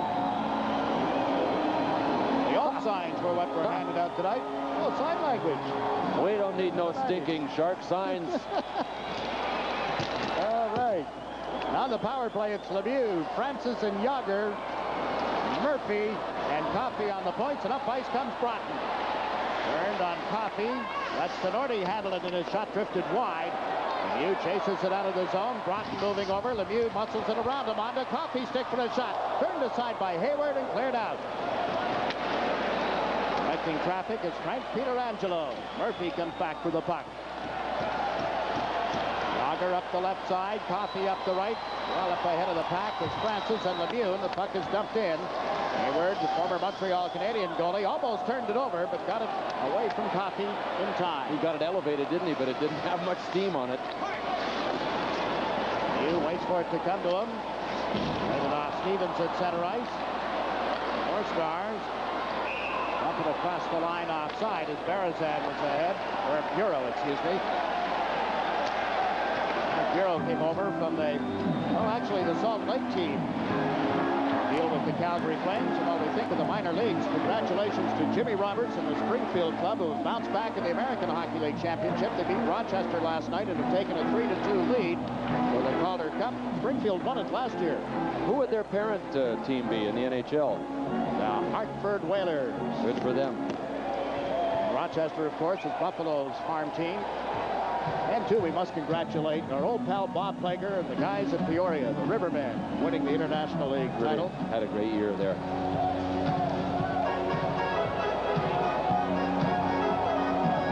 Shots on goal, Penguins 20, the North Stars 8. Minnesota had 7 in the first period to the Penguins 18. Now Jiggs Frank Pietrangelo has had a chance to at least move around and warm up a little bit, and at least the first 3 rushes that the North Stars had on Frank Pietrangelo, they were squeezed off but never got a shot on him. Got hard around the boards in the Minnesota zone. Hit Mark Recchi right side of his face. And he stays out there. Recchi, Lemieux, and Stevens with 36 seconds remaining in the penalty against Dahlquist. The Penguins leading 4-1, but they're a little generous. Here's Gagne with a shot off the post in the net. Another short-handed goal. 2 tonight for Minnesota. Yeah. Well, I talked about the Penguins shooting themselves in the foot. I don't think you can fault Frankie on this one. Pietrangelo was simply beat with a blast. He did create a monster for himself by dumping it up on the boards, but he can't be faulted for the goal. Dave Gagne, really, the Penguins had a chance to get that back, too. Phil Bourque looked like he had a chance to get it back. Give Dave Gagne some credit. He transitioned quickly. He had to move the puck all the way across his body. Then he just got it up high, dinged it off the post. 4-2, just like that. Penguins might want to decline the penalty next time. They're getting eaten up short-handed. It's Gagne's 11th goal in the Stanley Cup playoffs. 3 of them in this series.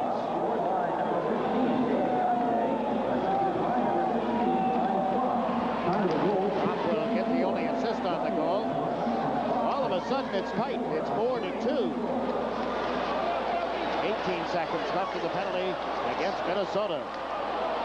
They'll have the puck again at center ice in a bad clearing effort by Pittsburgh. Ginordi moves it up ahead to Stu Gavin trying to cut off the left side. Around Roberts, his shot blocked. The rebound. Angelo's got that. What a chance again for Broughton, and Frank Pietrangelo comes up with a catching glove. Well, that snake is still dangling from Neil Broughton's legs with his fangs hanging in him, because Broughton has scored one in this game, but on the rebound, Neil Broughton had a perfect chance to stash it by Frank Pietrangelo right here. Pietrangelo made an outstanding save. Broughton just shook his head after it, so a little bit of the hard luck that Broughton had in Game 4 is still following him here in Game 5.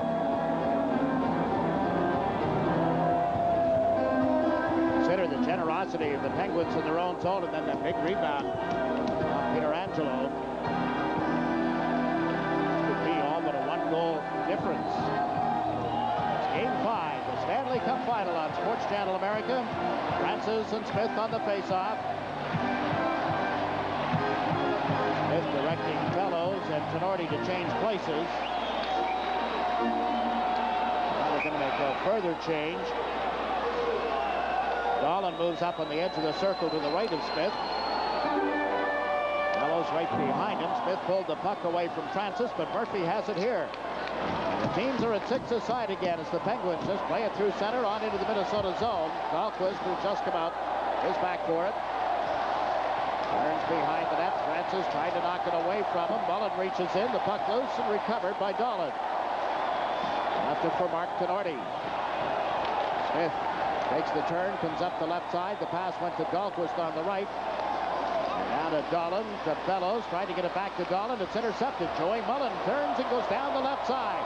He's over the line with Stevens trailing. Stevens gets to the puck on the backhand, centers one through the skates of Murphy. Bobby Smith recovers for Minnesota. Smith pounded by Mullen as he put it back in the net for Chris Dahlquist. Dahlquist looked up to see Lemieux right on him.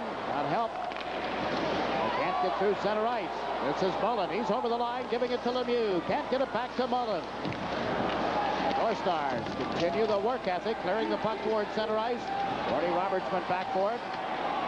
Roberts looks to Lemieux, went up the far side instead to Stevens, off his stick. North Stars, Shane Churla gets turned back by Roberts. Lemieux chases a loose puck. 2 North Stars drop back as the big guy cruises into the zone. To the man coming late. Maglianetti couldn't hold it. And up comes Bobby Smith. 3-on-3 at center ice.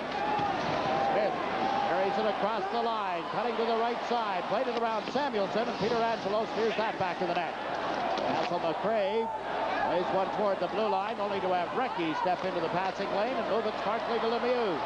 Over to Bourque. Bill Bourque trying to cut in on the defense. He shoots. That miss. It's off the boards and outside the blue line. North Stars trying to move through center. Cannot. Lemieux broke up the pass. Wouldn't get it to Bourque. Picks it up himself. Nice play around Churla, but it's off. Well, the play does stay onside. And now cleared out by Johnson. Center ice. Churla leads it for Basil McRae. Tries a long shot. By Peter Angelo. Drops it off for Ulf Samuelsson. I don't think Mario Lemieux isn't hard to hit. All of the great ones have such supervision. Churla thought he had him lined up. I thought he was going to kill him at the blue line, and Mario didn't even touch him. Gotcha. Oh, missed. Yep. There he was, gone. 4-2. Pittsburgh leading the Minnesota North Stars, nearing the midway point of the second period. Work tied up. Samuelsson got it to the line, held in. The North Stars play it around the board. Pittsburgh able to get a swipe at it, but can't get it through Glenn at the blue line. Conche digs it off the boards, and right back Paul Stanton. And to Samuelsson and down the ice, only to have Chambers block it at the Minnesota blue line. Ryan Kropp comes away with the puck. Kropp steps over the line, and it's offside. Hero pushed in ahead. We pause now for a regional break. You're watching Sports Channel America's exclusive Stanley Cup coverage. You hit the spot like a balmy breeze in a night in May. You hit the spot like a cool mid-julep on a summer day. Hit the spot for the Kemper Open from TPC at Avenel and Potomac, May 27th through June 2nd. I had to fall, 'cause you got so much on the ball. Buy your tickets now and save money over gate prices. But ooh, you hit the spot. I've got Brian Lewis with me, the director of officiating for the National Hockey League. Brian, you're down to 3 referees and 4 linesmen for the finals. How do you pare down to that number? Well, it's just same idea as the players. Those that are working well during the playoffs go on to the next round. We monitor all the time. We get down to 3 and 4. Now, I notice you write down the penalties throughout the game up here. What are you doing? Right, I chart the whole game. Players that have potential confrontations, the calls that are made, both goals, the penalties, and even calls that aren't made. All right, thank you. Good luck. Thank you. Jakes. All right, J.D., big thundering check thrown on Dahlquist as Harry caught him back at the Minnesota end of the ice. Mark Tenorti handles the puck here with a pass to Dahlquist. Knocked away from him by Yager. There's a penalty call coming. Trache pulled the feet out from one of the North Stars, and that will set up a power play for Minnesota. They're only down by 2. Chance to get right back into it now. You're not just looking at a beer, far more. The ultimate refinement of the brewmeister's art. The finest grains, the choicest. Coors Light, the official beer of the 90s, is the fastest growing premium light beer in America. It keeps growing and growing and growing. A tripping penalty assessed to Brian Trache. 10:46 the time of the penalty, period 2. Not so sure the North Stars wouldn't rather have a shorthanded situation the way they've been going tonight so far. There it is. It was just a little tug by Trache. One of the complete players for the Pittsburgh Penguins, I think, is Bob Airey. He does it all. At 180 pounds, he hits, he can score, he's a good skater, he can kill penalties. And his dad was saying today, his dad, Don, is here for 180 pounds. He gives his son a lot of credit. This is a big game, and Bob Airey throws his weight around. And his mom, Don, and Louise are here. It's their first playoff game here since a couple of years ago, Game 7, when the Flyers knocked off the Penguins. And really, the superstition ban has been lifted. They were allowed back into town, and there was a little bit of a superstition surrounding their staying up in Canada throughout the first few rounds of the playoffs, but they had taken too much. They were up at their cottage, they said this morning, and the black flies and mosquitoes got too bad, and they said, we're coming in. Don't blame them a bit. Nice when you know somebody that can get tickets, too, isn't it? Why, do you? No, but I'm sure their son Bob could help. Minnesota with the man advantage. The pass to Propp. Broken up and then dumped in wide to Peter Angelo's net. Propp takes the man. Fellows took the puck but lost it, and it's cleared down the ice. Ryan Hayward leaves it. First man back is Badano. Killing it off now, Lemieux and Airey with Samuelsson and Roberts. Drop up ahead of the play as the puck is shot hard in. Fellows trying to feed it in front of the net. Samuelsson reaches in, can't get it away from Propp. Neither can Roberts. Bellows back of the net. Flips it toward the blue line. This is Badano. Back into Bellows. Through him onto the stick of Propp. Now to Gagne. Gagne He feeds the point. This is Glynn. Fires one. That's wide of the net on a deflection. Held in at the left point. Back to the net. Bellows trying to make the play. Dropped the pass. Tipped wide of the net off Samuelson's stick. Well, Samuelson lifts it out through center. And here's a break for Lemieux. Coming in on Hayward. Oh, what a glove stop.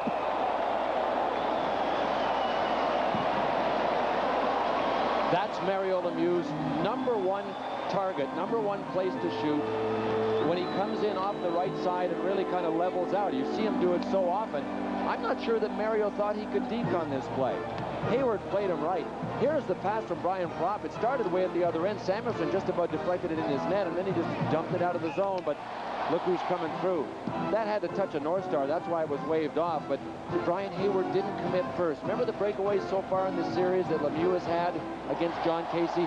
In each case, Casey committed first. Brian Hayward simply outweighted him, and I don't think Lemieux shot that quite as high as he wanted to. Don't take away anything from Brian Hayward, though. That's a tough chore when you've got 66 bearing down on you. He made a good save.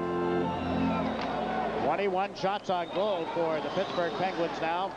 Lemieux has scored 1, so has Stevens. Recchi has 2. The North Stars have scored twice while shorthanded. Broughton and Gagne, the goal scorers. It is 4-2 with 24 seconds remaining in the penalty against Pittsburgh. Chambers at the right point into Neil Broughton. Broughton fakes. Gave it to Chambers up the slot. The shot off the catching glove. Back to the net. The North Stars first to get to the puck. This is Broughton feeding the point. Wilkinson, and the drive from that side is turned aside. Smith back of the net, looks to the man at the point. Chambers can't get it to him. Broughton digs it off the boards just as Trottier is released from the penalty box. Wilkinson pulls it around Mullen. Around Gillen as well. Puts it in the slot. That's tipped to the blue line. Mullen feeds one around the boards for Bobby Smith. Centered it in front. Opportunity for Broughton. Can't get it through Trottier. What a play by Bobby Smith. Neil Broughton just couldn't get the handle on it. Trottier down the left side now. Puts the Penguins in the Minnesota zone. Looking up ahead of him, and Broughton wheels it to the left side. Wilkinson's pass tipped out toward center. Covered and brought over the line by Dolan. He and Smith, along with Broughton, go for a rest. The Penguins come out of the zone. Up ahead is Stevens. Carrying the puck is Roberts. Trying to go wide on Dahlquist. Got checked. Tenorti rubbed out of the end boards, and here's Gaetan Duchesne. Back to Tenorti. Mark Tenorti. There's one to the left side. Dahlquist gets bumped. Held in by Murphy. His pass in front. Broken up before Loney could handle it. And cleared up ahead for Duchesne. Tips one into the center ice zone for Stu Gavin. Gavin finds Bureau moving over the line. Duchesne drives to the net. The pass just behind him. Brought back by Francis, who's dumped one off the boards. It's loose at center ice. Troy Loney got to it, then got checked. Mark Bureau spots Stu Gavin. Gavin coming in on left wing. Shoots off the crossbar. Bounces to the left side. Stevens trying to clear it out. Cannot. The Penguins not playing well with the lead. Giving up a lot of chances to this Minnesota team. Johnson starts the rush for the North Stars. Checked at his own end of the ice, but the big guy, Lemieux, couldn't regain control, and up with it is Gavin. The Penguins back as he dumps one in deep. Chasing it is Taglianetti. Here's Taglianetti, who did not play Game 4 because of a Charlie horse injury. Makes the pass to the right side for Bourque. Down the wing, cutting inside. Bourque in the high slot. Shot it high and wide of the net. Off to Chambers. Chambers carries it through center. Back of the play, a penalty call. Gagne and Taglianetti got caught up. And referee Kerry Fraser is calling a penalty with just a little more than 5 minutes remaining in the second period. Each year, the experts at Car and Driver look at over 100 cars, so you don't have to. From the current new cars, they just picked their 10 best. At the most, you'll probably only buy one of them. That's too bad, because 2 of the 10 best are Mercury's. Mercury Sable and Mercury Tracer LTS. All this in the quality of a Mercury. Offsetting penalties, Taglianetti for holding, Gagne for interference.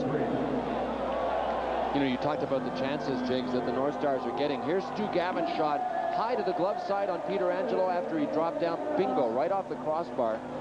But that doesn't count as a shot. With 5:07 to go, the North Stars in this period have still only managed 5 shots. Now, the Penguins have only managed 3, but they'll take that. I mean, they'll take a 7 to 6, 5 to 4 type of ratio in a period. Right now, they're going to get a whistle against Minnesota for having iced the puck.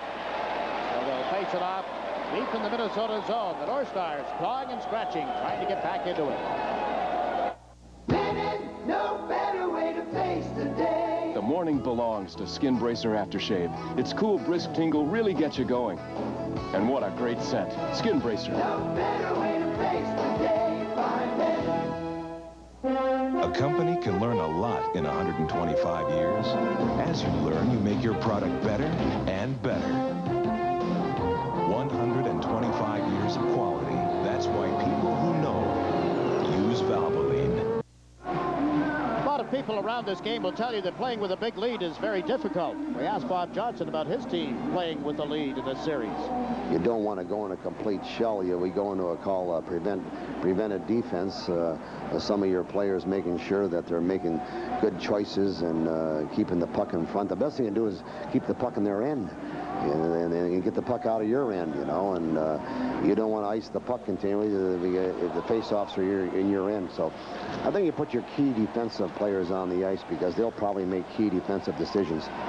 Right now, his defense combination is Samuelson and Stanton. His team has a 4-2 lead, trying to take a 3-2 lead in the Stanley Cup Finals 1991. The series goes to Minnesota for a game on Saturday. This isn't over yet. Yager goes in after the puck. It's tied up with Tenorti. Leaves it on the boards. Churlo overskated it, went back, and Trache is right on it. Now Tenorti moves it up the boards. Did get it to Churlo. Out to McRae. Basil McRae puts it in the Pittsburgh zone. Coming late is Dahlquist. Banned on his effort to move it in deeper. Larry Murphy had trouble getting a stick on it. Lays it away from Broughton. Johnson recovers at center ice. Jimmy Johnson dumps one in. Roberts in the exchange here with Frank Pietrangelo. Plays it to the left side for Trache. Couldn't move it into the Minnesota zone. Neither can Mullen. Johnson pounds Gavin, his pass into the slot to Duchesne. Checked by Mullen, who clears it up ahead for Stevens. Through him. Francis chases it. Coming back is Wilkinson. Francis a drive. He scores!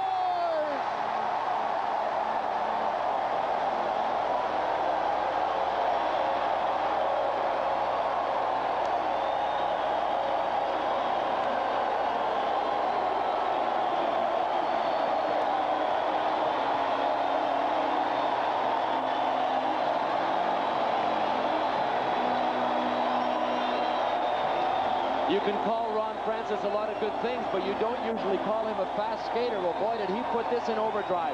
He saw a seam, jumped to it, outraced Neil Wilkinson, and really shelved one up high under the crossbar, even though Hayward was out cutting down the angle. Look at Francis peek at where he wants to shoot.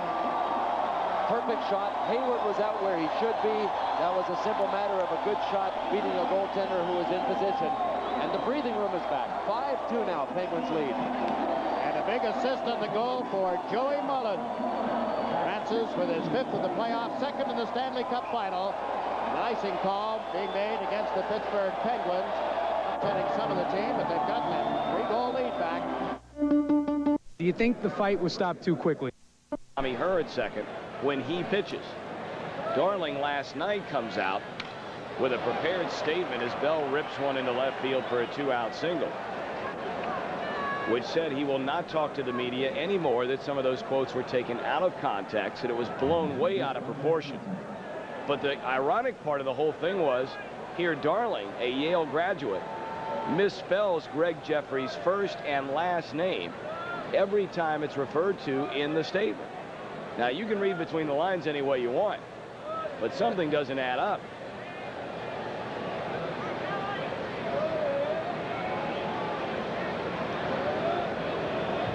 Two-out single by Bell gives way to Dawson. Andre won. Yeah, I guess the with 2 down in the 4th inning, stole a base, which proved to be very large because Berryhill knocked him in. awful lot to this Pittsburgh team in the playoffs. I think of Samuelson, and so much has been said and written. Now Trottier to Recchi, cross to Trottier, couldn't get a stick on it.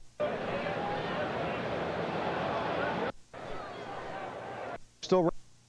Smith carries on. Bellows drove to the net. The pass there off the stick of Bellows. Can't get it again. Bork got tied up. North Stars clear it to the line. Long shot by Glynn drifted wide. And Mark Recchi waits for it to arrive and plays it up ahead to Phil Bork. 3-on-2 at center ice. Bork to the left side. This is Jim Pack, the defenseman, in deep. Hasn't had a point in the playoffs. Centered and the net comes off. Bork complaining to referee Kerry Fraser. Well, I think Hayward's complaining even more, Jigs. Boy, oh boy, did Hayward ever get steamrolled. And Hayward, in the middle of his complaint, was climbing up onto Phil Bork's back, trying to do whatever damage he could with his catching glove. Jimmy Pack just laid it out nice and gentle in front. When you're a defenseman, you go in behind. If you lay it out hard, you're setting yourself up. I mean, you're going to catch yourself deep in the zone. So he just really gently put it out. And Ulf Dahlin gave Phil Bork a little shove, but Bork continued his momentum. Didn't look like he cared about stopping. Keep your eyes on Hayward if you can, if this shows him. Oh, it just sees the tail end of it. Wipe out. And there's a lot going on behind the play as well. Mark Recchi is one of the smallest Penguins, but he is one of the feistiest. Bobby Smith doesn't care how big or how small. He'll ride him off. Bobby Smith's had a strong, there's a little retaliation. Earlier tonight, John Davidson had that thing in his hand. It's like a flashing light. That's the bumper, I guess, working there. The magnet has come loose, and while the play is being stopped here, Kerry Fraser has another mission. He's measuring a stick. Phil Bork's stick over there, we're told. Oh, he's measuring the width of the blade, too. He's not measuring the curve, which is the normal measure, usually the normal measurement. And there's a slot on that device that Kerry Fraser is holding that measures different widths, both for forward sticks and goaltender sticks. And you can see that it's not clearing that much. I wonder if it is clearing. See, it's calibrated with a whole bunch of different grooves along it. And with Kerry Fraser talking to Mario Lemieux, I would think that this may go the North Stars' way, Jigs. He doesn't need to explain to Mario why it's legal. He would have to explain to Mario why it's illegal. The stick is taken out of play. There will be a penalty against the Pittsburgh player, Phil Bork. Well. Why that's surprising, because there is one of those devices, measuring devices, a couple of them in some cases, beside the table where the guys plane and work away on their stick with the rasp and have cut the ends off and got it all tapered and taped. And I'm sure that Bork and everybody else runs that measuring device up and down the stick a couple of times, but... Well, it's hard to say. You know, curvature-wise, yes, you usually check those, but now the problem for Phil Bork is that he's most likely left with no legal sticks. Unless he did, in fact, know it was illegal and always packs a legal one just in case this happens, but highly unlikely. Phil Bork will have to, I think, use somebody else's stick. And he has to have somebody else's stick in his hands right now. I don't know whose it is. But he'll have to use somebody else's stick until the trainer can probably run to the dressing room, and it's 2 minutes and 40 seconds to go in the period. What he'll probably do is get the trainer to rush out, take the tape off, shave it down with the rasp, and retape it and get it back to him. Who do you suppose was the super sleuth that detected that the stick was illegal? I can just guarantee you this. Most of the time, it's not a player that just spots it on the ice. Most of the time, some spying has gone on a day off or packing equipment or whatever. You know, these trainers help one another. I'm not accusing anybody, but the Minnesota trainers help the Pittsburgh trainers and vice versa. It's hard to say, but it's very seldom just a player's good eyesight on the ice that leads to it. There's been a free measurement before the game somehow. Prop, Bellows, and Gagne up front on the power play. Glynn and Madonna on the points. This is Madonna rushing the puck with a pass to Bellows. Bellows waiting just inside the line. Back of the net to Gagne. Up to Prop, and it's broken up by Samuelson and slapped high up into the seats. 2 minutes, 6 seconds remaining. This is the second period. Roberts and Prop pushed away from the front of the net as Samuelson surveys. John Davidson, what's up? Jakes, I have a stick measurer here that they use when they check a stick. Now, this is a blade. This belongs to Davey Poulin. And what they do is they take the stick measure with the different measurements there, and they slide the blade in. And the blade is allowed to be a maximum of 3 inches wide. This one is legal, as you see. Obviously, Phil Bork's wasn't, but this is what they use. From what we understand, Tom Barrasso's out with a slight groin pull, and it's nothing too serious. Thanks, Okay. J.D. Good thing J.D. carries that measure in his pocket at all games. You know that? But don't go through the airports with him. Sets it off every time. He's had that in there for about a month and a half now, Bill. Long shot got through. The rebound tipped wide of the net. Minnesota pressuring with his power plays. Glynn, cross ice pass, got it right back. Gets it to Brian Bellows. They set up the drive, and it was just wide of the net off Madonna's stick. Bellows works it in deeper for Gagne. Back to Bellows. It's stripped away and cleared by Lemieux. A big guy playing both ends of the ice as he has throughout the Stanley Cup playoffs. His team leads 5-2. The forechecking of Gillen knocked it away. Held in. Airy's shot is blocked in front. It actually went off. The forward, Randy Gillen. He takes it away here. Can't tuck it by Hayward. Oh, what an opportunity for the shorthanded goal by Randy Gillen. Look at the forechecking of Gillen and Airy. And the fans responding. The Penguins being appreciated here at the Civic Arena. Now the North Stars come over the line. Stripped away again by Lemieux. Just reached in and took it off Broughton's stick. This is Sean Chambers. Takes this away from Lemieux. 7 seconds left in the Minnesota power play as Bobby Smith rushes in off right wing. The big drive. Frank Pietrangelo down. He was down early but made the save and has covered the puck. Bork is out of the penalty box on this exchange. Well, the North Stars took their best shot. If you were going to measure a stick down 5-2 in the dying moments of the second period, you might as well go ahead with it. Keep in mind, if that stick had been legal, the North Stars would have been penalized on the play for calling it. So it's not just a free measurement. That was a gutsy call at that stage of the game. And after excellent chances, short-handed, the North Stars finally were able to come into the zone and direct a shot on Frank Pietrangelo, but it's been all Penguins on the kill. Brian Bellows tried to cross-ice this in his own zone. Randy Gillen really didn't have much time to react. Brian Hayward made a good play just by lying down, but the fans were so supportive of the kill, not only, I think, Jason, because of the kill, because everybody's up there and saying, come on, you're not going to call one of those lousy stick measurement things. So it's kind of insulting to everybody when you're caught with one of those, and the best way to overcome the insult is just to go back and stick it right in their faces, and that's what the Penguins almost did. Oh, did they ever? Just that close. Now Samuelson trying to play it out of the zone, only to have it shoveled back in by Glynn. That's a hand pass in the offensive zone. That you can do defensively, not offensively, so they'll bring the puck back into the Minnesota zone for the faceoff. Capacity crowd here tonight. We talked to Randy Gillen about the efforts that he and his teammates have put in killing these Minnesota power plays in the series.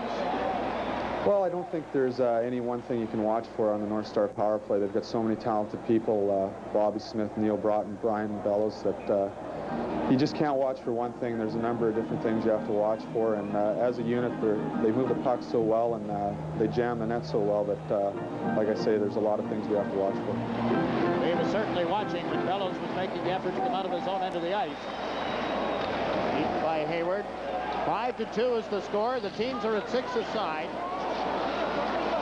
Samuelson put his head down, laid the puck around to the right side. Tenorti pinching in. Picks one off the boards here. Rollin back on his skates. Francis protecting the puck. Murphy as well. Referee Kerry Fraser sees that it's loose, lets them play. And that's the end of period number 2. The Penguins did what they had to do. The North Stars were coming. They choked them off, killing penalties well. It's all theirs. Unless they blow it, they're going to get this one. Each team gets a goal in the second period. 5-2 Pittsburgh. We pause now for a regional break. You're watching Sports Channel America's exclusive Stanley Cup coverage.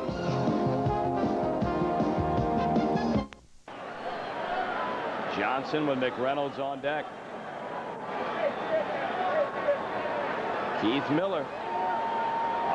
Thrilled moviegoers. And now On a single by Brooks, he goes to second. I was ashamed. Johnson a perfect night. Knocked in a run, stolen a base. Berryhill can't find it. On his way to third, Brooks a throw, and he did not get it. The Cubs look like they got a break. That one might have hit off Jerry Crawford. He stayed right there instead of going to the screen. And Damon just lost sight of the ball. We'll watch it again. Gets by Berryhill. Damon has some problems locating it. Tries to get whatever he can into the throw, and they just miss Hubie. Assume that's a wild pitch. I would have to think so. Runner at third. Salazar in. Here's a pitch. Johnson pops it up. Foul ground. It will drop in amongst the spectators. Count of 1-1 strike. Now they give him a pass ball, and that'll be pass ball number 5 for Damon Berryhill.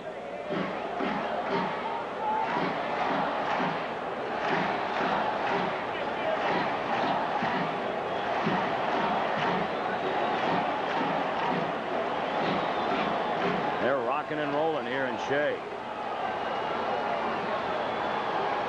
Brooks knocks in the go-ahead run here in the 6th. He's at third, 1-1 to Johnson. Fastball inside. 2-1.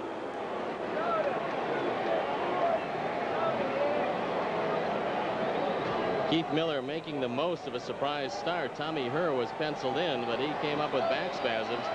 And Keith Miller is 3 for 3, and he's been in the middle of everything for the Mets.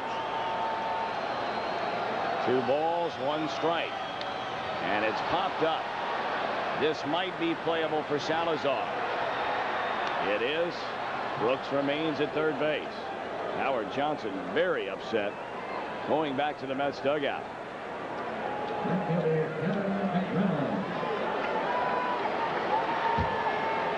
Now I think you have to bring the infield in and try to cut off the run. And I think that's what Jim Essien is going to do. In at all 4 positions.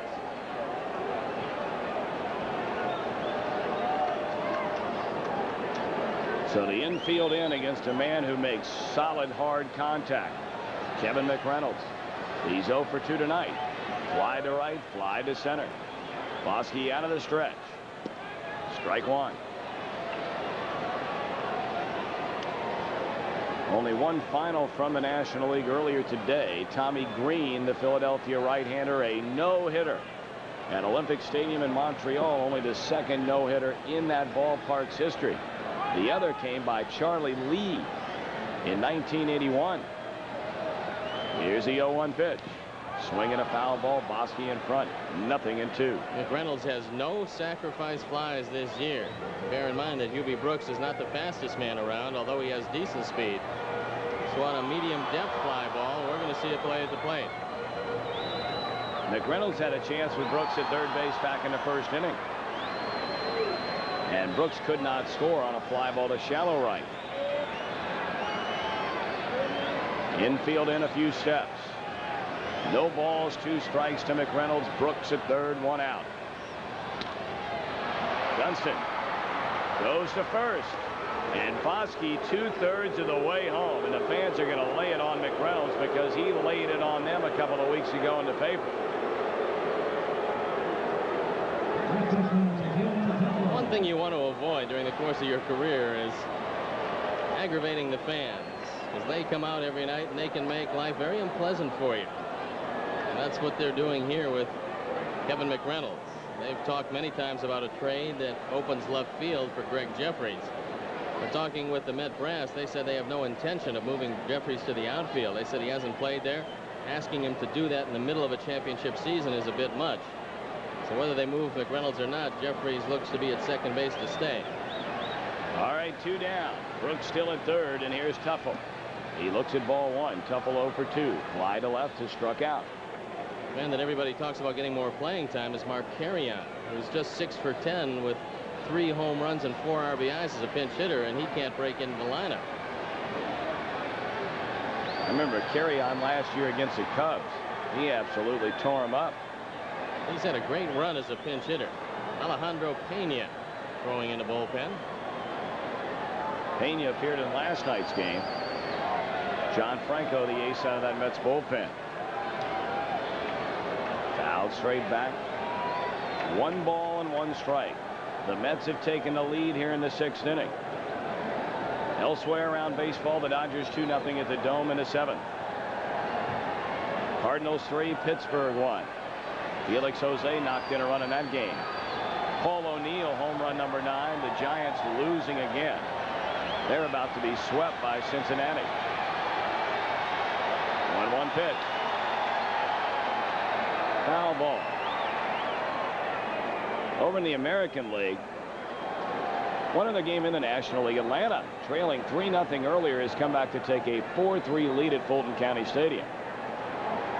In the American League, Boston in front of Detroit, 2-1 there in the 6th at Tiger Stadium. Cleveland in the Milwaukee. Most antacids don't. Oakland. Things, aren't they?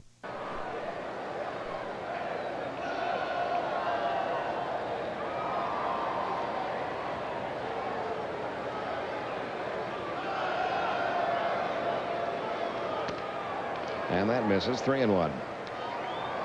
This is what has driven pitching coaches a little batty about Wes Gardner. All of his stuff, and he's got good stuff. Good fastball, good slider. Pitched behind in the count almost all the time. And it's really hard to be successful at the major league level when you're always down in the count. Here's the 3-1. He lost left. But the Mets break the deadlock. A run, a hit, 2 hits, an error, a man left. Go to the 7th. 3-2 game. Against him, so we have a lot of faith in Frank Pietrangelo. He came in and played strong in that period. How bad was Phil Bourque's blade of his stick illegal? How much illegal? I believe it was just a hair, but it was the width of the blade. It wasn't the curve. So we'll do a little shaving between periods. We'll check all the sticks. That's all right. Thanks, Coach. All right, thank you. To the great Northland we go for Game 6. Definitely the last game for the North Stars at home. Our telecast time Saturday, 8 Eastern on Sports Channel America. Let's pause for this regional break. You're watching the Stanley Cup Championships on Sports Channel America. Jailhouse rock, classic rock.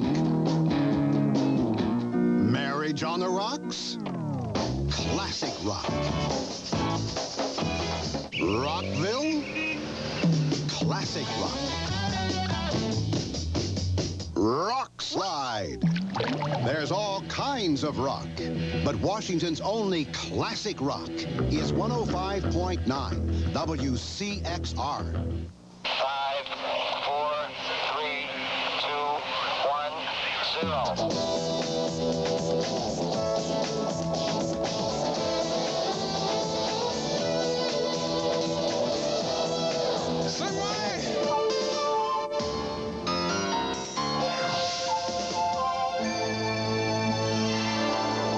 Fridays at 5:30 on HTS. What are you missing when you don't watch the Orioles on HTS? Devereaux hits it deep to left field. Way back. Frustrating, isn't it? But if you don't watch HTS, you'll miss 90 live and exclusive games. Only on HTS can you see the O's play as early and as often. High fly ball, deep left center field. Tune in tonight, because if you're not watching HTS, you don't know what you're missing.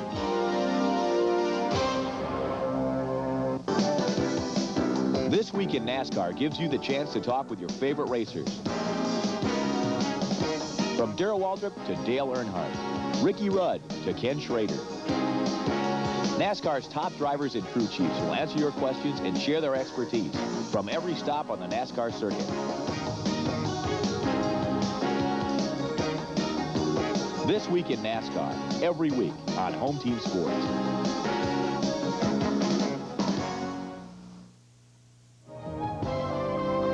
Penguins with a big 3-goal lead in Game 5 of this best of 7. 5-2 the score at the end of 2 periods of play. Joe Mullen has worked so hard tonight, and finally he got credit for it, at least credit in an announcement of an assist. Tell you, Mike, Joey Mullen was brought to this team to add some stability because of experience. A lot of times he doesn't see the first unit on the power play. He'll fill in after Recchi comes off the ice, but he has developed into one of the best two-way players in the league, and a lot of that has to go back to his Calgary days. Mike, here's a situation where Joey Mullen is at center ice wondering if he should go on the offense or come back on the defense. Watch his decision and watch how he continues to skate. He sees that Minnesota has the puck. He sees the man cutting through the middle. Look at the effort to strip the puck. Now watch the effort to move it up ice. You see him horizontal here. He's going to bank the puck up the boards, and Ronnie Francis will come up here and pick the puck up and head up ice towards scoring his goal. Ronnie Francis is a better skater with the puck than he is without it. Goal scorers are like that, or point getters are like that. He sees the open side. Right now he's taking a good look. He sees the goaltender. He can see all angles where he wants to shoot the puck, and he also knows that this man is coming in to make the play. So he takes the shot, steps into it beautifully, beating Brian Hayward. Joey Mullen set up a very important goal for Pittsburgh. Penguins are looking pretty good right now. They have a 3-goal lead at the end of 2. The lights shining brightly over the city of Pittsburgh. They'll be casting an even brighter glow if the Penguins can win 2 more games. They're on their way to winning the first one here, 5-2. Third period coming up.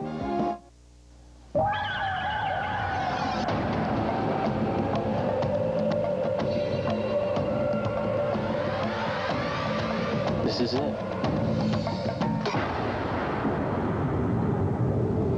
There's only one light beer with the big taste of Miller Genuine Draft. Cold filtered Genuine Draft Light. Yeah, we're gonna need some help up here, over. Discover Genuine Draft Light.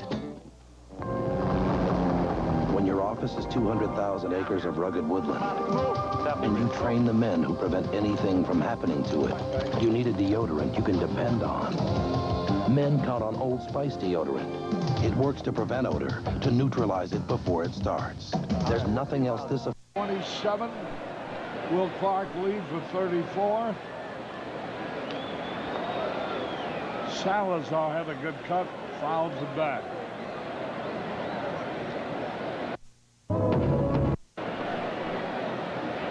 One ball, one strike.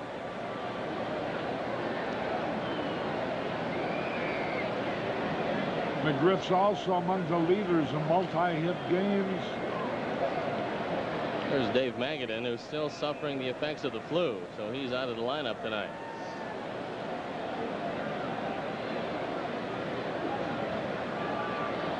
One ball, one strike.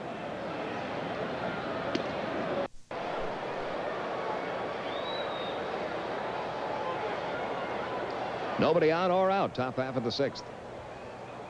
Marvin Freeman working his second inning in relief of Peter Smith.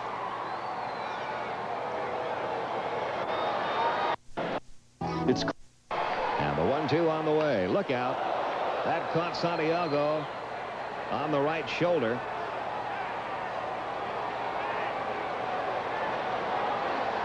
And here comes Greg Riddock and the Padre trainer again. They have been out 4 different times tonight for 4 different reasons. Bob Day, the trainer, did it get the bat or did it get the shoulder? You know, that might have gotten the bat right on the knob. I think it did. So a real break there for the Braves and Marvin Freeman.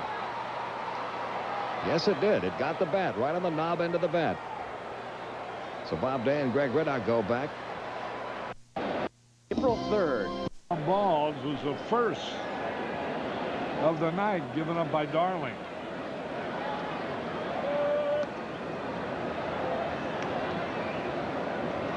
Salazar.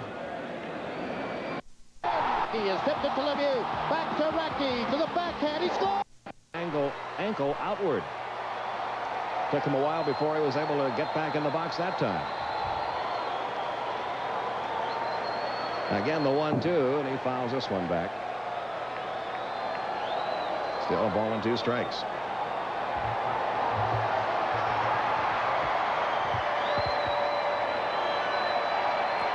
Scott Coolbaugh, or Thomas Howard will follow then Scott Coolbaugh.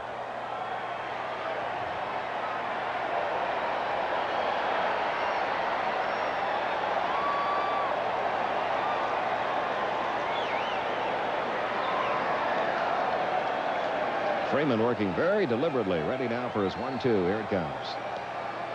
Darling has not completed a game this year. On Phil Bork, he was found to have an illegal stick, and during the intermission, well, somebody delivered a couple of brand new ones for Phil and obviously shaved down new blades. The trainer does have a name. All I've ever heard him called is Red. In the dressing room, everybody's always throwing him something here. Red, can you get me this? They've had the paint out today, too, with some new banners, signs. And as we get set here, some late changes by... Was having a swell time back there tonight. Right between the eyes. He's only had to call about 6,000 pitches so far in this game.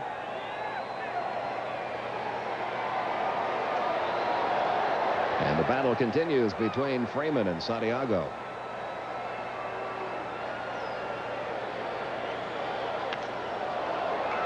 Another 7. Broughton for the North Stars, playing it to the right side, but now the Penguins get control of it, and Francis flips it up ahead. Kevin Stevens goes back. Already on the puck, lost his balance, but Madonna has played it around behind the net toward Bellows. Mullen steps in front of him. It goes to Francis, to Mullen. Played it off Stevens, and in front of the net, it's cleared aside by Brian Hayward. Up the right side with it. Madonna met solidly at the blue line. Played offside. And called now as the North Stars touch the puck again, and Ron Francis has some words with Mike Madonna. Well, Madonna really got a good claw into the back of Samuelson's helmet and ripped it right off. But Bob Gainey has had to make some moves to try to stimulate his offense. He's got Broughton centering Madonna and Brian Bellows. Madonna was playing the right side on his off wing, and as he came down, he crunched into all Samuelson. Watch Samuelson go right for him, though, just like he's one of those tackling dummies. Always willing to pay the price, but that, you know, when the puck is up for grabs along the boards, you can't get it with your stick. You know that all Samuelson's just going to put his head down and try and put the top of his helmet right in your chest and come right for you. Boy, he's hard to fight off. This is Alfie's night here at the Civic Arena. Everybody got one of those black cards with the name Ulf. I couldn't believe it the other night after one of the local cable channels signed off, and don't ask me why. I was watching it fast sign off, but there was Ulf pulsating at you a couple of times. It's a reader board for the local sports channel. Who are you kidding now? I know that you watch sign off night after night after night. Yeah. Okay. Maybe after one of those late radio call-in things. Gavin chasing a loose puck. Cleared aside here. And controlled by Gordy Roberts. To Phil Bork. And he dumps it out through center ice. Wilkinson waved at it. It bounces back into his territory. And there's Recchi in forechecking. Bring it out as Johnson. That's going to go the length of the ice. And handled by Murphy to get another whistle for an icing. We're only a minute and 6 seconds into the third period. We know the series is going back to Bloomington for a game on Saturday night. Larry Murphy played there until December this season. You know, Jiggs, I've talked a lot in this series about how the Penguins are not a good dump and chase team. They'd rather carry. Well, guys like Larry Murphy and the rest of the Penguins defense have done a real good job of standing up the North Stars, because quite frankly, they're not a real good dump and chase team either. The Basil McRae line is. But Murphy and his defense partners, Taglianetti, Paul Stanton, they've done a job of standing the lineup that has Dave Gagne at center. The other one is out there now that has Bobby Smith at center. Both of those lines would rather carry than dump and chase, and the Penguins have had a lot of success in standing them up, and when they don't dump, they just squeeze them off at the blue line and turn it back the other way. Right there on the draw, the puck sailed up over the crossbar in the Minnesota zone. And brought back down by the North Stars as they dump it in here. And wheels it up along the boards. Bill Bork got a stick on it, but couldn't clear it out. A couple of Penguins reached and missed. And now the big guy, Larry Lemieux, is able to clear that into the center ice zone. Over the line with it is Duchesne. Prepped it for Bobby Smith. A backhander. The bang and the rebound. Dolan. Boy, and more action in front of the net. Mark Recchi knocked down by Gaetan Duchesne, but the North Stars have done exactly what they had to do. Come out and get one early. It's not one of the lines that you would figure, not the big offensive push anyway. Gaetan Duchesne was out there. Dolan ultimately scored the goal, but Bobby Smith, the architect of the early going of this whole play. it bogged down and it came over to Bobby Smith, and watch him just take that backhand shot on goal. Frank Pietrangelo, I don't think realized that Dahlin was there. He spun his stick. Maybe we'll see it here. Watch what Pietrangelo does with his rebound. He actually flicked it out to the side, I think assuming perhaps that there was nobody there, but he put it right onto Ulf Dahlin's stick, and it's 5-3. See the note, Dahlin's second goal in the playoffs. He's had 6 assists to go with it. Smith and Duchesne get the assists on the goal. Dahlin is one of the names that we keep hearing. Maybe moving to the new team in San Jose next fall. The date of the draft has been changed. The expansion draft had been scheduled for June 17th. But this series goes the distance. 2 days later, the players will know where they're going. May 30th. Because of the Players Association agreement, it's been selected as the date for the expansion draft. It will be conducted by telephone amongst the 21 existing teams in the new club in San Jose. And the dispersal of the North Stars players to San Jose also takes place that day. Samuelson with the pass to Yager. He got bumped solidly. What a hit by Tenorti, and now the puck there, unable to tap it in. Bob Airy comes right out in front of Hayward again. Samuelson flips it in toward the corner. On it here is Turla. Turned it over to Trottier into the high slot. It was broken up by Dahlquist and cleared out. That'll go the length of the ice. The result will be another icing against the Minnesota North Stars. Both teams with an opportunity to make some changes now. The lead is down to 2 goals. Ever wonder how Stevie Wonder reads his mail? Dear Stevie, I love your music. With an amazing machine that can read out loud. A Kurzweil personal reader from Xerox. It scans printed words and turns them into spoken words. You're the greatest. A loan program begun by Xerox and the American Foundation for the Blind will make them available to those who must make their ears do what their eyes cannot. This is magic.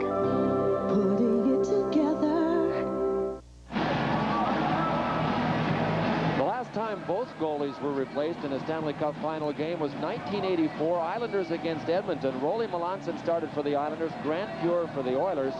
Smith replaced Melanson, Andy Moog replaced Grant Fuhr, and it has happened here tonight. Brian Hayward on the left replaced John Casey. He was simply pulled. And Frank Pietrangelo came in relief of Tom Barrasso, who suffered a slight groin pull near the end of the first period. Here Minnesota starting out of the zone. Jimmy Johnson dumps one in wide to Frank Pietrangelo. Paul Stanton gathers it in. Played it behind Kevin Stevens. The North Stars again right on a loose puck, turning it toward the corner. Samuelson with it. Lifts it up ahead. Held in by Madonna, who puts it back to the net. Chasing it is Stanton. Bellows moves over on him. Bellows leaves the puck for Broughton. To the high slot, a drive. Turned aside by Pietrangelo. Nice setup for Jimmy Johnson. Now a collision in front. Samuelson and Broughton there.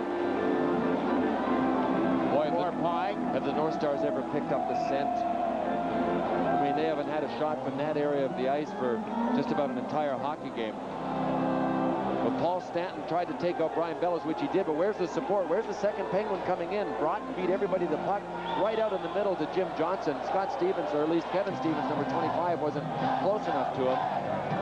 Penguins seem to be laying off their checks a little bit. The North Stars are able to capitalize it. Could they ever use some production from number 23, Brian Bellows? Coming into tonight's game, no goals in this series in the first 4 games and only 2 assists, and he's been quiet here so far tonight. But if they're going to get back in this game, they have to look to the guy that is still their leading scorer in the playoffs, Brian Bellows. He's a college student in the offseason, halfway through his junior year toward a degree in accounting and finance. Goes to the University of St. Thomas, trying to determine whether that was in the Virgin Islands or just exactly where. We'll talk to Brian about that. Good for him going back to get his degree in the offseason. North Stars forced out of the zone as Roberts makes the pass off Mullen's skates. He's got the puck on the stick as he crosses the line. A pass to Stevens, and his shot was blocked. Joey Mullen goes to the corner for it. Mullen works it out in front. Francis steps around Glynn, goes back to the net, feeds the slot area, and it's turned aside. Back of the net again for Kevin Stevens. Stevens trying to center to Mullen. The puck there. Mullen got knocked down. So was Francis, and up ice comes to Gavin. Gavin flips it in between the defense combination, then goes in after it. Frank Pietrangelo is able to clear the zone, and Francis picks up the puck at center. Feeds Mullen. Mullen, big slap shot, turned aside by Hayward. Francis has the rebound. Left it on the end boards. That's Mullen. Dahlquist knocked it away from him, recovers, and plays one behind Gavin. Gavin able to clear the zone, only to have it go right back into the Minnesota territory. Tenardi with it here. That's Dahlquist coming down the sideboards, and his pass broken up. Recchi can't get it to Lemieux in time. Dahlin with it now, trying to go through the defense. Dropped it back. Tenardi's shot is blocked in front of the net. Picked off by Bobby Smith. Trying to put it on target. It hit Samuelson, and he's able to clear the zone for Lemieux. Up to join him is Recchi. 3 stars back. Lemieux to Recchi. Recchi pulls up in the corner, trying to get away from the check as he puts it back in the net. Lemieux got it out in front with Hayward way out of position, but nobody there to tuck it in. Bobby Smith leads a 3-on-2 rush for Minnesota. Dahlin with the pass to Duchesne. Broken up and then held in by Johnson, who centers. Loose puck and fired wide. The rebound comes out. Oh, Duchesne can't tap it underneath Frank Pietrangelo. Another big chance for the Minnesota North Stars, and Mario giving us some bobbing and weaving as if he's set to punch him out here. I doubt it. Today, a guy losing his hair can choose between being the man he wants to be. We look great with hair. Do something to save it. And the man he could become. Can't you accept nature like everyone else? Doctors have hair loss treatment programs that are proven to work, and the sooner you see a doctor, the better. We don't want nature. We want hair. When you've considered the arguments, we might look great bald, and you decide you want hair, there's only one thing to do. See your doctor, or call this number for more information.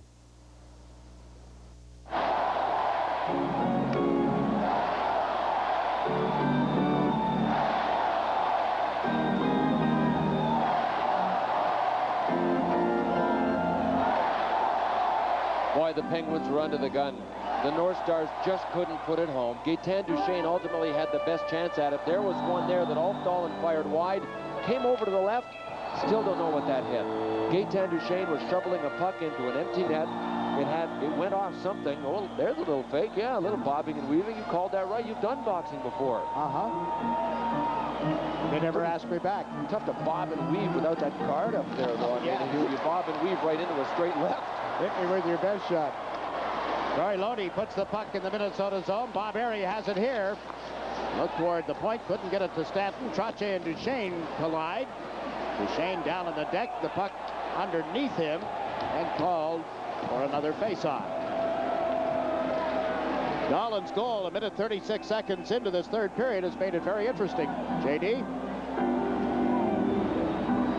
I'm in the CBC French television studio, and I'm with Pierre Bouchard, former National Hockey League defenseman for 12 years with Washington and Montreal. How's the series going in your mind? Ça va très bien. Je pense que les deux équipes satisfont le travail des villes. Là. Franchement, tout le monde était phénoménal. And what about the play of Lemieux? Lemieux était extraordinaire. Je pense que Lemieux, même à 75%, est le meilleur joueur sur la patinoire. All right. Thank you, Pierre. Merci, Jean. Well, what he said was... you do speak the language. He said that at 75%, Mario Lemieux is still the best player on the ice. Can't argue that. Fun to watch he and JD swap jackets every other day on this trip. Icing called against the Minnesota North Stars. This game now plays right into Ulf Samuelson's strength with the North Stars trying to play catch-up. Samuelson, you know, when you look at we've talked a lot, Jigs, in this series about the mobility of the North Stars defensemen and their ability to get up on the play. They really have more gifted skaters than the Penguins do. Outside of Paul Coffey, even Ulf Samuelsson really doesn't have the skating speed to get up on the play and generate a lot of scoring attacks.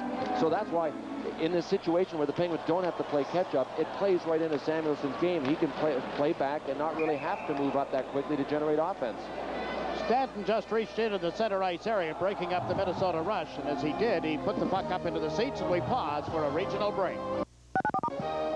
You're watching Sports Channel America's exclusive Stanley Cup coverage.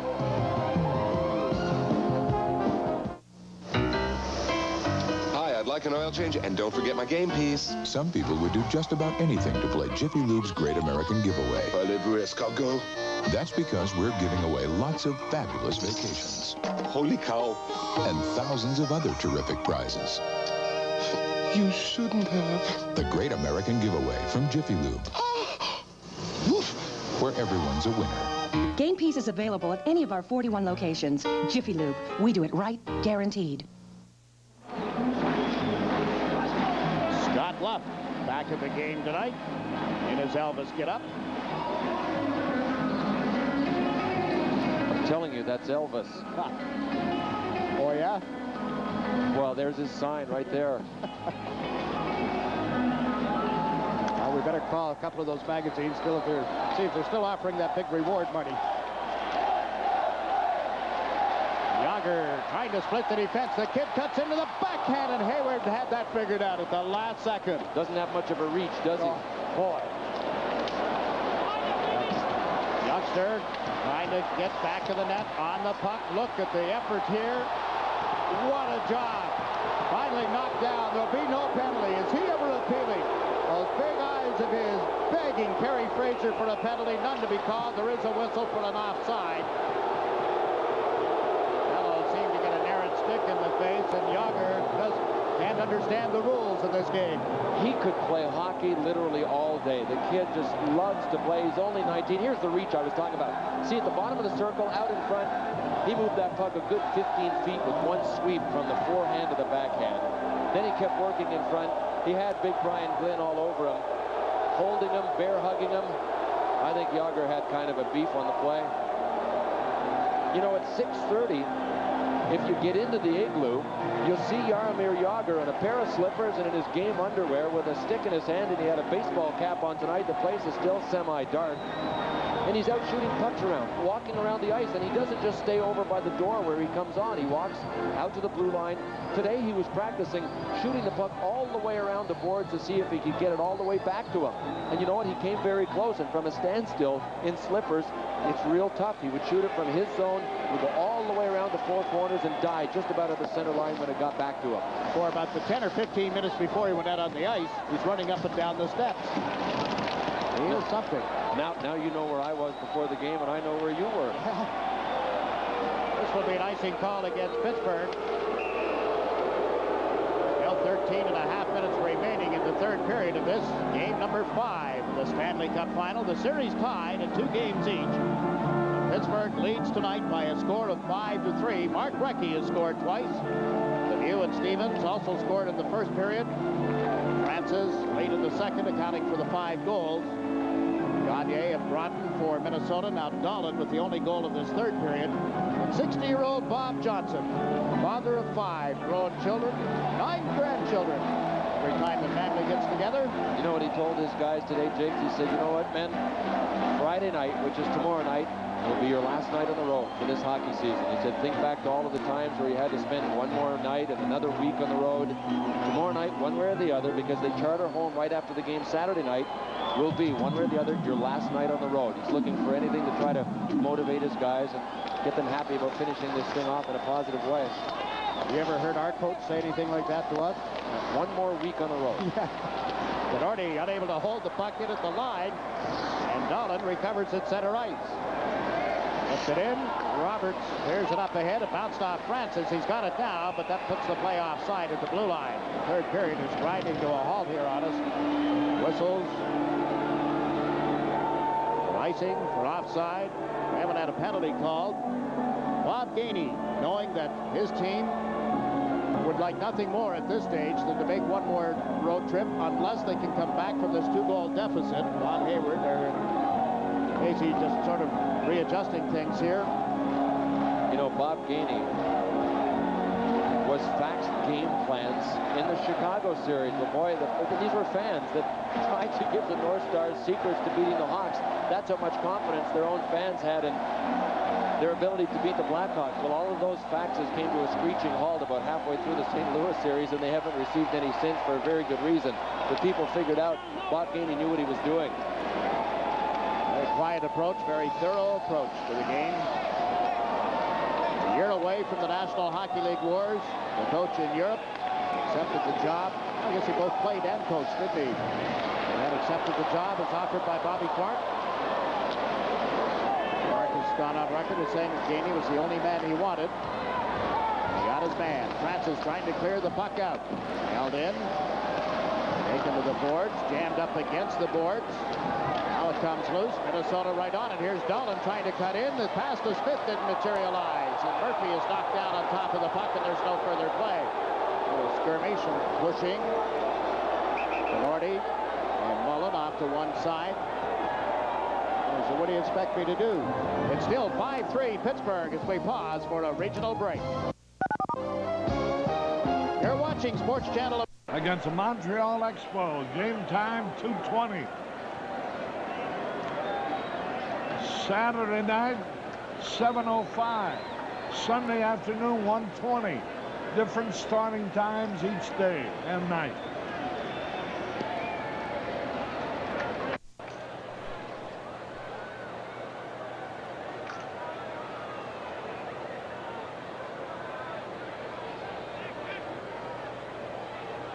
And the 3-1 on the way. Trusted name around. 72 runs, but he's... A look at the man that we've talked about so many times, Vice President, General Counsel of this team, Paul Martha, in his days with the Broncos. He actually started his football career, at the University of Pittsburgh. There he is tonight. He was the #1 draft choice of the Pittsburgh Steelers in 1964. Went to school while he was playing football, got his Doctor of Law degree at Duquesne University. Ended his career with the Denver Broncos. Joined the organization here in 1978. Seen a lot of ups and downs, twists and turns, and the fortunes of the Penguins. They're hoping to end it all with a Stanley Cup. Backhand shot from the face-off. Deflected wide. Ryan Pott got rubbed out by Bork, and the puck comes outside the zone. The North Stars right back on it. Playing up ahead to Gavin here on the right side. Put one in the slot. Pop with a shot. Off the post. They score!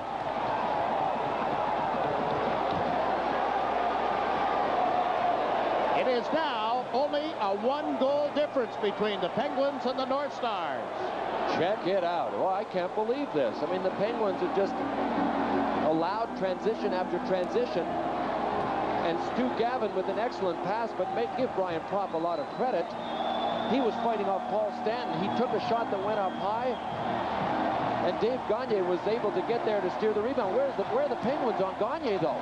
That went off the post. Propp's little chipper went off the post, down to Dave Gagne, and he had a wide open net to make it a 5-4 hockey game, but the Penguins bogged down trying to come out of their zone and didn't react quickly enough on the transition. They didn't go from offense to defense quick enough, and Gagne was in all alone once the puck got there. Gagne's second of this game, 12th of the playoffs. Propp and Gavin will get assists. So it's Pittsburgh 5, Minnesota 4. Penguins in the home white uniforms had forced the play in, but can't get to the puck again, and out come the green-clad North Stars. This is Brian Bellows across the line. Plays it to Broughton. Big drive, turned aside off the skates of Samuelson. Held in by Madonna, then he gave the puck away, and Mario Lemieux has it. Lemieux trying to flip it out, could not. Brian Bellows can't get through the traffic in front. Here's Broughton with a shot. Loose puck. Big stop by Peter Angelo, and it ends up back of the net. Madonna gets knocked off balance in his pursuit of it. Taglianetti gave it to Recchi. He's checked in his own end, and now a penalty call as Broughton went down. Delayed penalty being called against the Pittsburgh Penguins. A little pushing and shoving between Samuelson and Bellows, then they separate. But the Minnesota North Stars have a power play opportunity to work on. Still lots of time left in the third period at Pittsburgh. Each year, the experts at Car and Driver look at over 100 cars, so you don't have to. From the current new cars, they just picked their 10 best. At the most, you'll probably only buy one of them. That's too bad, because 2 of the 10 best are Mercury's. Mercury Sable and Mercury Tracer LTS. All this in the quality of a Mercury.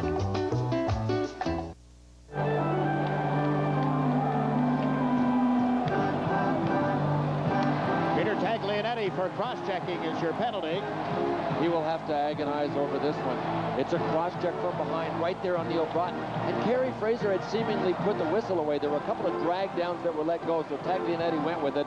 Here's the huge save by Peter Angelo on Mike Madonna. Point blank, boom. Looked like it hit him right up on the bicep on the left arm, and he was able to hold tough, but he better get ready. Since the first period, The Minnesota North Stars have outshot the Pittsburgh Penguins 16-8. 2-1, in other words. 18 of the 26 Pittsburgh shots were registered in the first period. There they are now, 26-23. That's the way it went in Game 4 after the Penguins had opened up a big lead. Same idea here.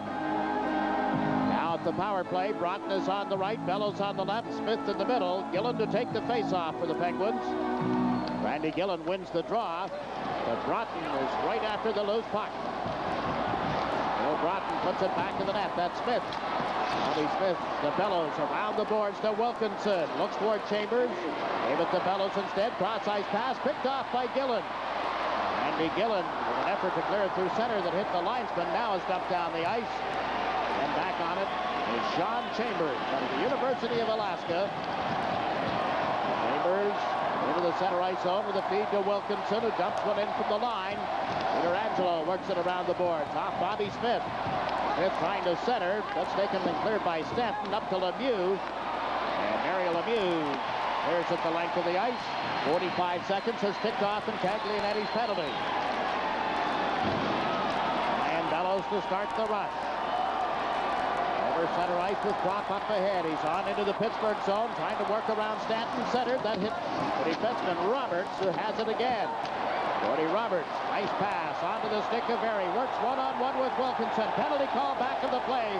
Being delayed. It'll be against Minnesota. And there goes any chance with this power play for the North Stars. Real good work by Mario Lemieux to try to catch up to Bob Airy. Airy had the one-on-one going with Neil Wilkinson, and Lemieux wanted to make it a two-on-one. But Dave Gagne was beside him and tripped him up. That will be the call. The top left-hand corner of the screen, you can see Lemieux and Gagne right there. Now they're in the middle. And Gagne just got a piece of him, and now you can see Airy going one-on-one. And Lemieux, you know, that's a tough penalty for Dave Gagne to take, because I hadn't even noticed it until the replay. There was another North Star coming back, so even if Lemieux gets by Gagne, it would have been a 2-on-2. Lemieux will be on the bench. Traction coming. The end of a shift is a penalty killer. 10 minutes, 11 seconds left in the third period. North Stars. Bobby Smith out to take the face-off. Donald will be the other forward. For the Penguins, it'll be Francis and Mullen with Roberts and Murphy on the points. Chambers and Dahlquist, by the way, the Minnesota defense. Pittsburgh wins the draw. Murphy with a shot that's just wide of Brian Hayward, and recovered here by Chambers. He joined us late. Both teams changed their starting goaltenders. Casey, because his team had given up 4 goals in front of them. Russell, because of an injury. And there's another penalty call against Minnesota. At center ice, a cross-check on the back of Joey Mullen, and off the ice goes Brian Glynn. Well, we said the North Stars were about due for an off night on the penalty calls, and that the Penguins were due for a night where they kind of favored them. Well, boy, last couple of seconds here. Lemieux drew one. There's Dave Gagne, number 15, that started it, but now Brian Glynn has picked up a penalty in the neutral zone. He got his stick up high on Joey Mullen.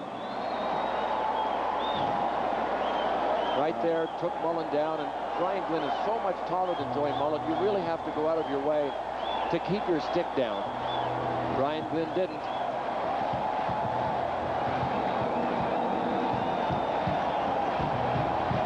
Another look at it. A little closer. There's Mullen. Watch him. Oh yeah, Brian Glynn slid his stick right up the shoulder pads. And it is a Pittsburgh power play. This is their 6th opportunity with the man advantage. They have scored twice on the power play tonight. Only 2 power play goals in the first 4 games of the Stanley Cup Final Series with the North Stars. All Coffey is out on the ice with Murphy, Recchi, and Lemieux. Here's Recchi across the line. Goes up, dropped it to Coffey, looks to Murphy. Get him the puck. Right back to Coffey, up the slot a little. Now to Murphy, walks in deeper, turns. Nowhere to shoot it, is giving it to Coffey. He sets up Lemieux. Mario Lemieux spreads things out a little bit. Then it goes to Recchi, back to Lemieux. Over to Coffey, lets it fly, and that was wide of the net. Lemieux steps in front of his man. The puck goes to Coffey. Works it in toward the corner. Recchi after it here. Now to Lemieux. Games are at 5-a-side, at least a 2-man advantage, for Pittsburgh. And Lemieux's shot goes wide. Murphy with Coffey at the point. Leads it in deeper to Recchi. Stevens, Lemieux, and Recchi up front as Murphy gives it to Coffey. Back to Murphy. Lets it go, and it was blocked. Recchi reaching into the corner. Leads Murphy at the point. Murphy in a little deeper to Recchi. Back to Murphy. Now to Coffey. Lemieux calling for it. Coffey shot is well wide, and Murphy has to hustle after it. Left his feet, couldn't make contact with it. Coffey goes cross ice. This has not been a good power play from the Penguins standpoint. Oh, but it just about got better right there. And offside is called, and Mario disagrees. Give the North Stars a lot of credit. They forced, but they never got running around. But when the Penguins shot the puck, they were shooting with nobody screening in front, and they were shooting from out far on a 5-on-3. Here's the offside. Coffey wheeled it around and passed to Mario Lemieux. Is it offside? That's not offside, folks. That puck was across the blue line, and Lemieux still had his right skate on the blue line. Mario wouldn't have made the call. But the shot selections for the Penguins have not been good. If you're going to shoot it from the point at a 5-on-3, at least have an overload there in front for a rebound, and not even close. Penguins unable to execute their plays on the 5-on-3. And the Penguins have called for the 32nd timeout. Minnesota took theirs early in the first period tonight when they got behind 3-0. Well, Bob Johnson is the power play master. Pretty good time to call it here as well. He's got 26 seconds left on the Gagne penalty, so that will be the extent of the 5-on-3. But I think Bob wants to give him a little crash course on what 5-on-3s are all about. 26 seconds left in Gagne's penalty, 42 seconds left in Glenn's penalty. You hardly ever see long point shots on a 5-on-3 unless you know that you've got a 2-on-1 situation set up in front. And that usually means that the defenders are defending in an inverted triangle with 2 guys up high and only 1 defenseman in front. But the North Stars weren't killing like that. They were 2 in front and 1 guy up high, and yet the Penguins still shot in front and never were able to get it close to it. Yes, Penguins do come to the game. All shapes and sizes. Wow. Now that's a duck. No.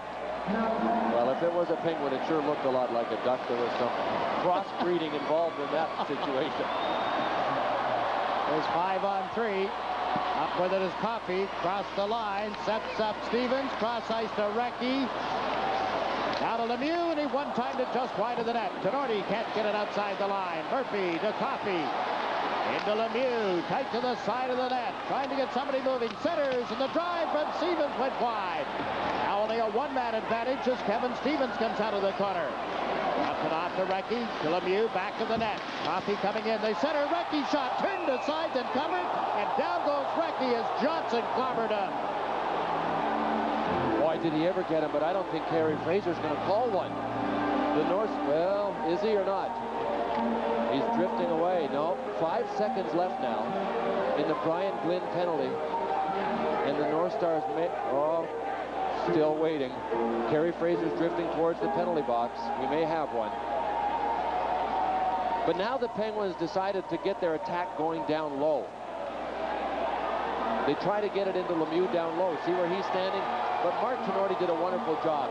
He knew that they wanted the gold-mouth pass right through the feet of Brian Hayward over to Mark Recchi, and he just went down to his knees with his stick on the ice. Failing that, Lemieux got it behind the net and simply just dropped it out in front real easily, and if Mark Recchi doesn't fan on that, oh, there's the price he paid. And penalties are assessed to Mark Tenorti and Kevin Stevens. That's Recchi back at the Pittsburgh Players bench. And Jimmy Johnson, who had decked Recchi, goes unscathed. Tenorti and Stevens draw roughing penalties. So they did dodge the bullet. Jim Johnson got away with the cross-check. 5 seconds to go in the Glynn penalty, and then we're back to a even-strength 1-goal deficit for the North Stars. It shouldn't come this easy. You know what? We're in the Stanley Cup Finals, and these teams have come a long way. And what looked like it was going to be an easy walk-away for Kevin Stevens and the rest of the Pittsburgh Penguins has turned into a one-goal game. Pittsburgh led at one time 4-1. That was at the end of the first period. They led 5-2. That was at the end of the second period. Then Dahlin and Gagne have scored. It's 5-4. 8 minutes remaining in the third period at Pittsburgh. And now the teams are at 6 aside again, and the puck is deep in the Minnesota zone, where it will be recovered by Chris Dahlquist. Dahlquist looks to the left side of the ice. Made the pass to Broughton up the middle now. Turned right back to the right-hand side, and then dumped in by Jimmy Johnson. Peter Angelo has left it for Murphy, trying to play it up the boards. Got help from Francis, and the pass out goes to Loney. Roy Loney with Murphy trailing. Murphy picked it up late. Can't reset the play at center ice, so they're content to dump it in. Pittsburgh going for a player change as Dahlquist gets possession of the puck. He missed Gavin with the pass. Rache takes it here from Troy Loney. Right back to Loney for a shot that missed.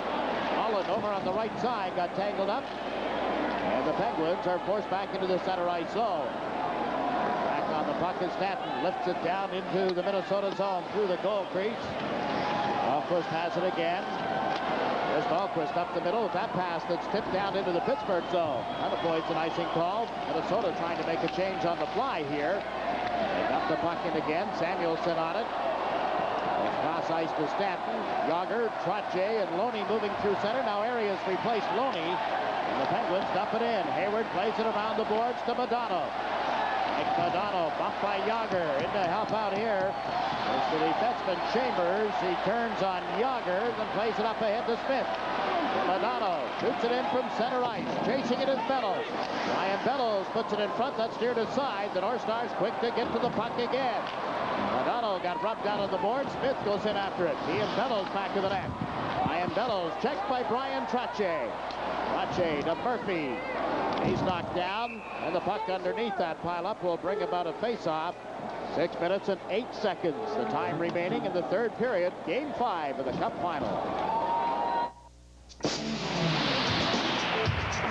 For those of you looking for the big taste of Miller Genuine Draft, in a light beer, we proudly present Cold Filter Miller Genuine Draft Light.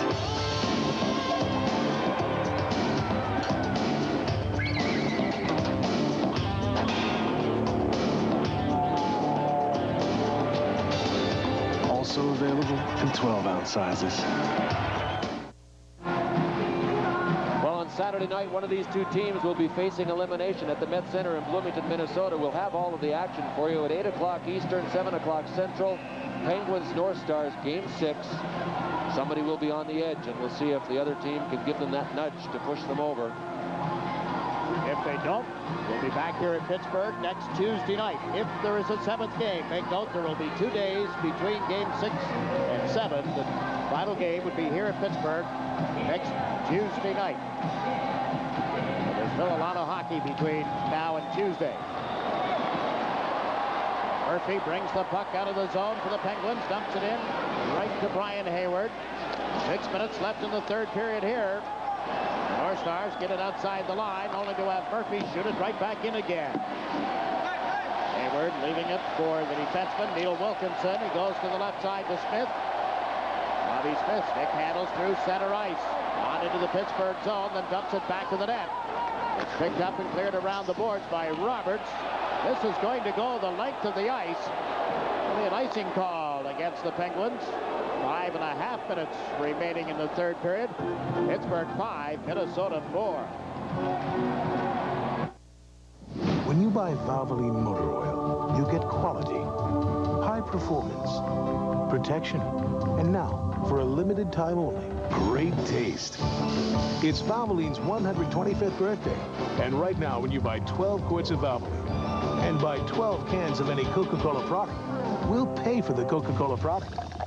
People who know use Valvoline. With other motor oils, you just won't get the great taste of Coca-Cola Classic. So the icing call brings the faceoff back down to Frank Pietrangelo's left, and the Penguins are in a tough spot now. They're not a dump and chase team, but trying to nurse a one-goal lead, they've turned into one. The dumping part is in place. They're getting it deep in the North Star zone. but then they're not chasing. Their forecheck is weak, and the North Stars are able to march right out of their zone, and they seem to be in the Penguins' faces every time they come up the ice.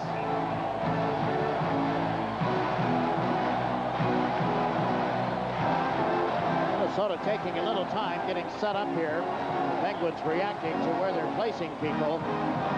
Yeah, the Loves, father and son, are at it again. Through the stands here. Francis talking with his defenseman, Jim Pack. Pack and Johnson, and now it's going to be Francis. Gary Fraser wants them to hustle it up. They're still moving people around. It is Pack and Johnson on the edge of the circle to the right of the faceoff. Controlled by the Penguins, but they don't get it outside the zone. Will Wilkinson wraps it around the end board. Samuelson takes it in the far corner. And got it to the line, but not out. Continue to battle for it. Samuelson reaching in. Tries the opposite side of the ice. Got it through toward Francis, who picks it up and centers. Over the line. Fakes once. Trying to dance around the defensive work of Jimmy Johnson. Boy, that's hard to do. Jim Johnson has some of the best lateral movement of any defenseman in hockey. 5 minutes is what we have left in the regulation time. 5-4. Pittsburgh leading Minnesota. Ron Francis gets wrapped up with Bellows. The help has fallen, but the North Stars control the puck. This is Mark Canardi. Canardi across the line. Dropped it back. They hold it in. The setup is to Broughton, and he can't shoot it in time. Now he gets to a backhand shot off the outside of the net. Jimmy Pack falling, had the puck underneath him, keeps it in play, and Pack gets knocked down, and the North Stars are right on it. Kevin Stevens took Canardi down. Lemieux tumbles to the deck. Recchi moves it up ahead, and here's Murphy with a feed to Stevens. Coming right in on goal, and he shot it wide.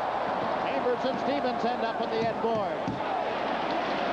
Lemieux held the puck at the line, puts it back in the goal. Hayward with it here. Looks toward Recchi. Recchi checks his man. The backup is there. Ryan Glynn has given it to Gavin, and then toward center ice and dumped in by Gagne. And Peter Angelo plays it to the right side, and Mark Recchi clears that inside the Minnesota zone. Less than 4 minutes to go in the third period. This is Chris Dahlquist. Dahlquist with a nice outlet. Brian Propp finds Gagne coming down the left side. Long shot, big rebound, and the pad save by Frank Pietrangelo. Dahlquist will recover for Minnesota. Here's Dahlquist to Brian Glynn. Couldn't get it inside the zone originally. Now it's cleared out by Murphy. Dahlquist with it again. The crowd will yell for the final 3.5 minutes. Murphy breaks up the play at the blue line. Didn't dump it in deep. Good play by the defenseman. Hayward around the boards toward Propp. Pinching in is Loney. Steps out of the corner. Couldn't cut in front of the net. Ryan Propp has it. Propp rink wide. Here's Wilkinson over center ice. Across the Pittsburgh line. Up the slot. Gets checked by Francis. Loose puck is banged wide and the net is on. And Gary Fraser indicating that there will be a face-off in the circle to the right of the Pittsburgh goal. Nothing more than that. I thought that play was offside, but it was never whistled down. I thought for a moment that the players just couldn't hear the whistle. Here's Neil Wilkinson getting ready to cross the blue line. He does cross, but boy, he really got rolled over. And as Troy Loney was taking his man, that was Bobby Smith into him. The net came off. Watch this defensive play right here. Neil Broughton tries to move it across to Bellows, and Larry Murphy was there. Excellent play. Chris Dahlquist made an equally excellent play at the other end when Troy Loney was trying to cut in. So we've seen 2 wonderful defensive plays here in the dying moments of Game 5. Then followed up with a clear out that didn't go all the way down the ice for an icing. Just sort of died about 5 feet short of the goal line. Yeah, you better have the right touch and the right angle. The veteran Brian Trottier comes out to take a key face-off against Bobby Smith. This is where Trottier shone in the early 80s, playing for the Islanders when they won 4 consecutive Stanley Cups. He was Al Arbour's man on the draw at a time like this, and he is Bob Johnson's man tonight. Ron Francis is out there just in case Trottier is thrown out of the face-off circle. Bobby Smith has gone over to talk to Canardi, who's pinched in deep on the left side.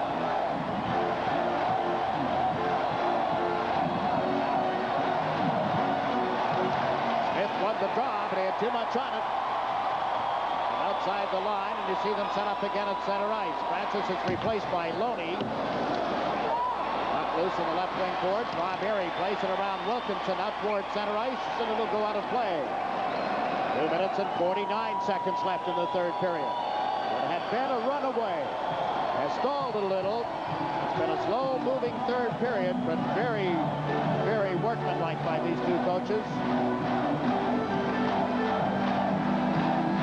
Got their key matchups, had the people that they want out on the ice. I can guarantee you the North Stars aren't happy that they got this far. I mean, they are, but they're not happy to... We're not about to settle for just getting this far. That sign suggested that they should just forget about it, be happy with what they've achieved. If you don't come this far, forget about the big one.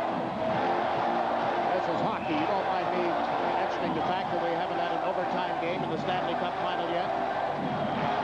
An overtime in 4 of the last Cup finals. I guess we can get ready now. It goes the no-hitter, right? Yep. Minnesota trying to come out of their own end. Ryan Bellows with the puck over center ice, across the line, backhands one wide of Peter Angelo. Collision there was between Erie and Gagne. Wilkinson reaching in, trying to free the puck. Gagne got knocked down, and it goes out of play in an effort to clear it out on the part of the Penguins. Well, they'll face it off again in the Pittsburgh zone. Trottier will obviously get a lot of ice time now. He is by far the best Penguin on the draws. The North Stars have had a lot of success on the faceoffs in this series, especially in Game 4. Even though they lost it, they didn't have one guy that was below 500 on the draws. Looks like Neil Wilkinson's going to be one of the trigger men back at the point. Dave Gagne's in the shooting hole right now. We'll see if he stays. No, he's being replaced, and I don't think he's happy. Bobby Smith tapped him on the pads, sending him to the bench. But with 2:23 to go, Dave Gagne will be back out. You can't ask one set of players to play the final 2 minutes and 23 seconds. If it's non-stop, they ain't going to have enough gas left. General Manager Bob Clark, Minnesota GM, will have a hand in deciding what players become part of the Canadian team in the Canada Cup competition, along with Glenn Sather. Mike Keenan, I believe, involved as well. Right now, his team desperately needs a goal to get even with Pittsburgh in this game. The series is even. Gagne beats Smith on the face-off. Murphy takes the puck back to the net, plays it up the right side and out of harm's way. Another one of those little bank shots. Nice touch by Murphy. Francis comes in, knocked it away from Chambers, and is met in the corner by Tenorti. Smith is there, grabbing at the puck, got it loose. 120 seconds left in Game 5. Regulation time as the puck is dumped in by Broughton. Back on it was Loney, and he was checked. Pile up on the boards. Lemieux shot it off the referee, and he still got it to Francis. Out of the zone with a pass to Murphy. Over the Minnesota line. Loney drives to the net. Murphy with a shot. Pad save. The rebound is in the net.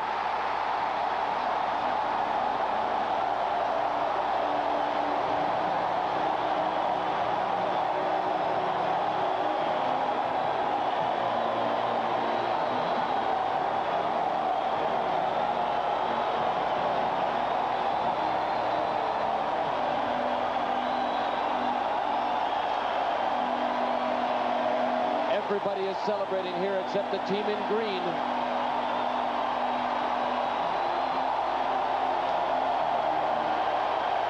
We'll look at it first from behind Brian Hayward. Larry Murphy cuts in front to shoot. Troy Loney is simply coming to the net, jamming away. And it didn't look like he intentionally came into Brian Hayward. That's Neil Broughton behind him. But watch the right of your screen. Let's see if we can figure out if Troy Loney, of his own volition, went into Brian Hayward. It looked like Neil Broughton gave him a little shove.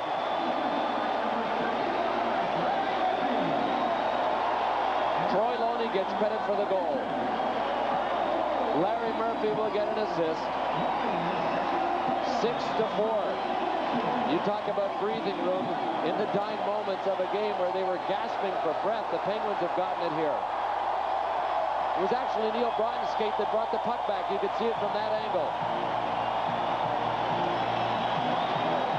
With With the assist to Larry Murphy on Loney's goal, 4 assists tonight for number 55. The most in the playoff game by any defenseman is 6. A record held by his teammate now, Paul Coffey. But Murphy's had a big night. And Loney gives him that breathing room at 18:21 of the third period. And credit Ron Francis with an assist on the goal as well. It is 6-4 Pittsburgh, and they're standing once more at the Igloo. Some of them start to settle back into their seats for the final minute and 20 seconds. Gagne works it out of the corner. There's Chambers with a drive. Deflected. It's loose in front. Hayward has started out of the net. Now gets to the Minnesota bench as Bellows centers one. Chambers with it. Shoots. That's high and wide. Ends up here on the near side of the ice, and Phil Bourque can't get it out of the zone. It's help, however, and Roberts has fired it down the ice. This is an icing call against Pittsburgh. Lemieux has drawn the attention of some North Stars, hasn't he? Jigs, they have been locked up for the last 30 seconds. Fighting for the puck in both corners all the way across the ice. Mario Lemieux has gone all the way back into the far corner to try and defend against Gagne. He's back in deep doing whatever it takes at this stage. Then they zoomed across in front, and here they go. Gagne put about 14 inches of stick out to try and hold Lemieux back with the butt end. Oh, look at Gagne. Lemieux is just, he's willing to just hang on here. He wants to get into the clinches and just hang on, and why not? He's holding him in the zone. The puck went out of the zone, and the North Stars couldn't get back in. Here's the goal that gave the Penguins a breathing room. Larry Murphy shot with the rebound going in off Neil Broughton's skate. Troy Loney tucked in under the crossbar. Happiness is.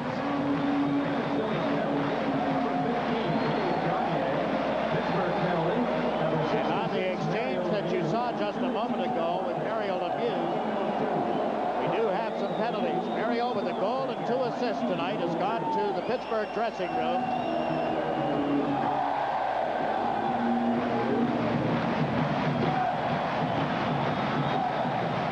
58 seconds remaining. Lemieux and Gagne, the penalties, by the way, are for roughing. There's the man who's given Pittsburgh what appears at this point to be the insurance goal. He did what he had to do, Jakes. He just went to the net. Only 2 goals scored against Brian Hayward. One by Ronnie Francis late in the second, and now Loney.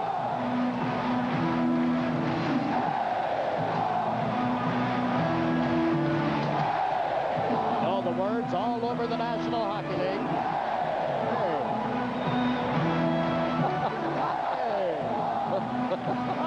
Not much energy left in a lot of this crowd of 16,000. Yelling all night long.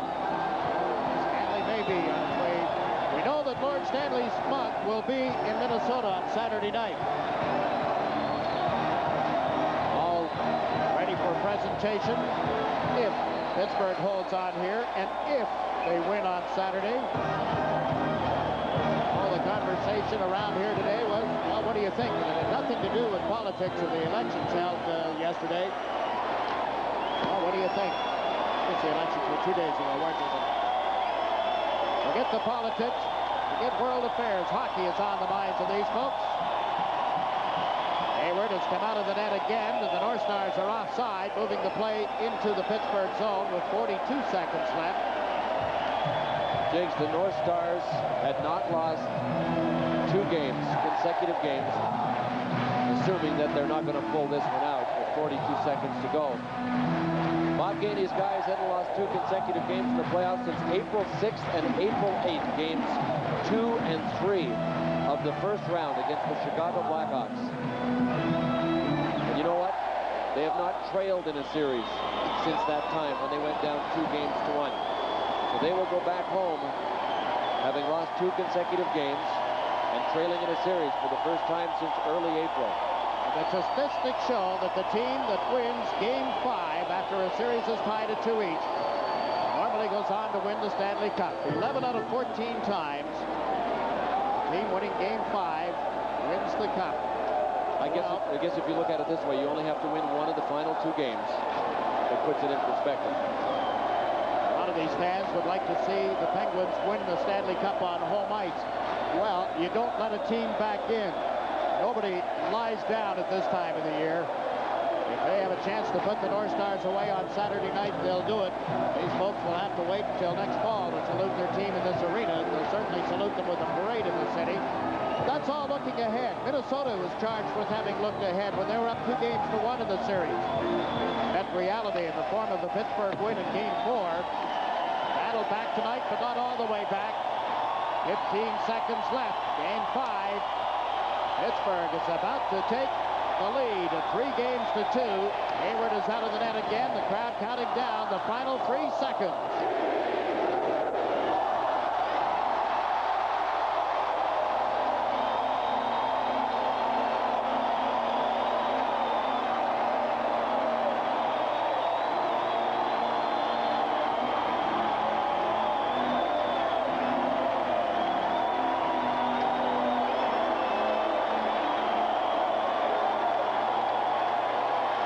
Well, these people certainly saw a lot of twists and turns in this hockey game, including both goaltenders being replaced. Short-handed goal.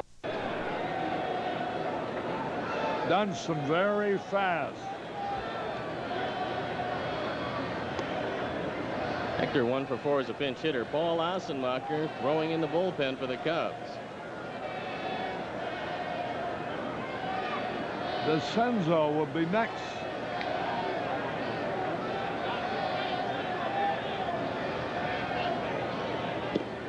Ball too low. 2 balls, no strikes, 1 out. Score tied, 3-3. Top of the 9th. If Hector is going to get a good pitch to drive, it's going to be right here. Franco usually with pretty good control. 2 balls, no strikes.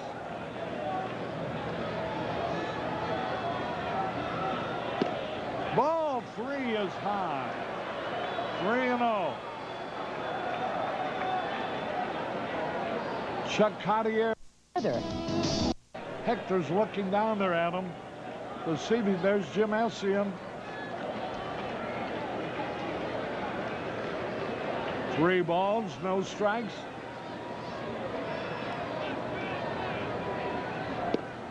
Strike call. 3-1. Just because you have the hitting privilege 3-0 doesn't mean you have to swing. That ball was away from Hector. Good pitcher's pitch. 3-1.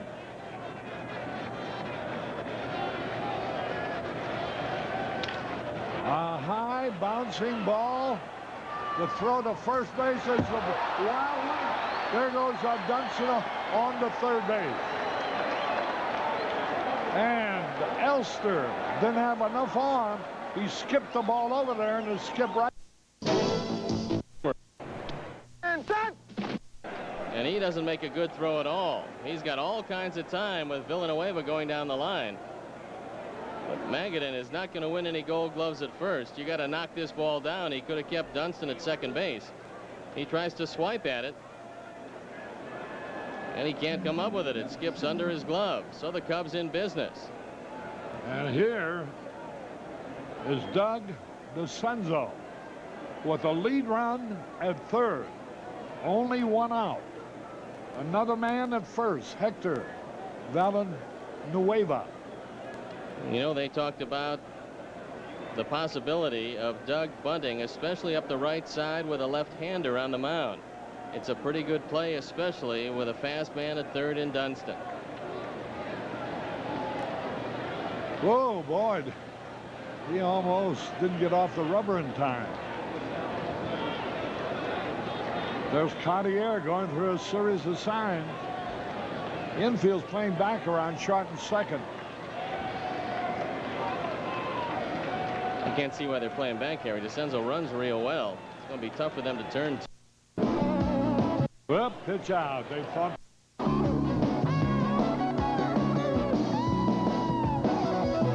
Coming up next. Best play, if they decide to do it, would be the safety squeeze. In that Dunston wouldn't have to run unless DeCenzo laid down a good bunt. There's Buddy Harrelson, the Mets manager.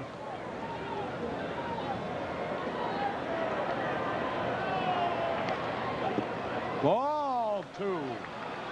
And Franco with 2 balls, no strikes.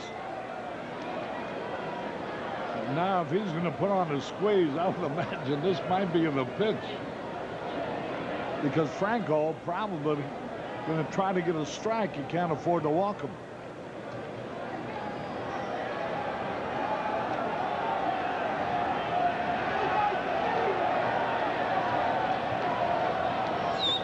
Ball 3.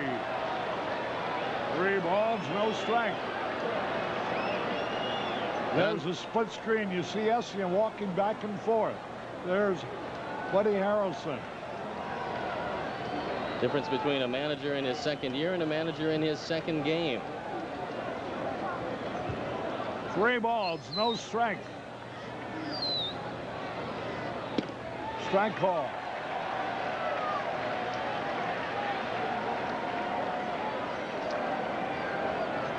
Cartier, is he giving us a squeeze sign?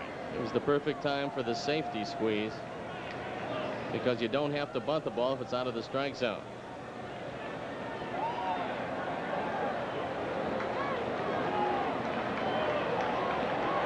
Dunston, the runner, third. Squeezes on, but he bunts foul. Oh, man. If he just gets it down fair, Dunston was already across home plate. Maybe the pitch was bad, though. No, The pitch was right down the middle. The Cubs twice have failed to execute in this inning, and the Mets have given them a couple of defensive gifts. The Cubs still in the driver's seat.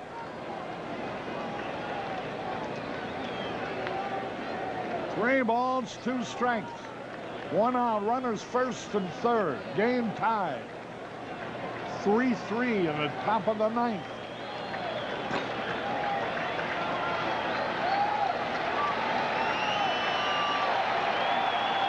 The crowd cheering on Franco.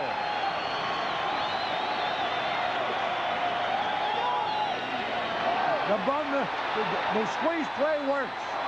The squeeze play works.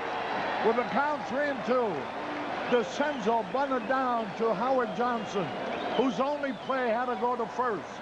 And the Cubs lead 4-3. Look at the Cubs dugout. This player of the game is Mark Recchi. And Mark, you guys made it look so easy in the first period. 1 to Fernandez.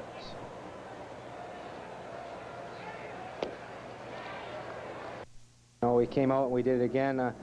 We did it in the second period in Minnesota the other night. We sat. He just sends up. And did you see where Dunston done? Before Johnson picked the ball up, Dunston had already slid across the plate. All right, now they're walking Sandberg intentionally and bring up Grace. And Grace hits left-handers very well, you know. Oh, to get another run for insurance. 4-3 Cubs. Here, now watch it.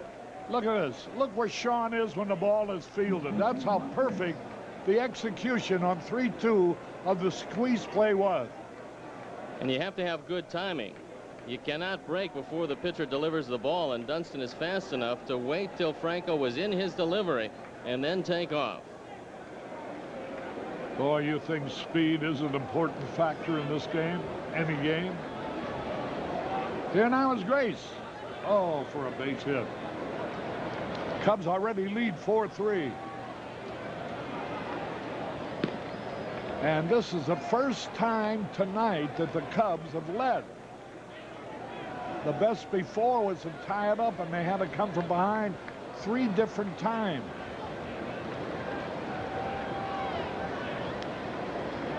Mark Grace.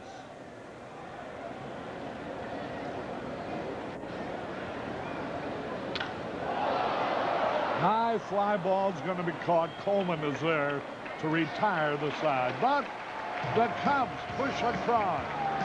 The lead run. We go in the bottom of the 9th. The Cubs 4. The Mets 3.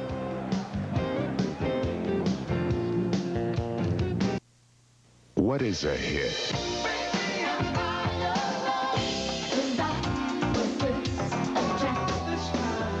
If it's on VH1, it's a hit. VH1. The greatest hits of music video.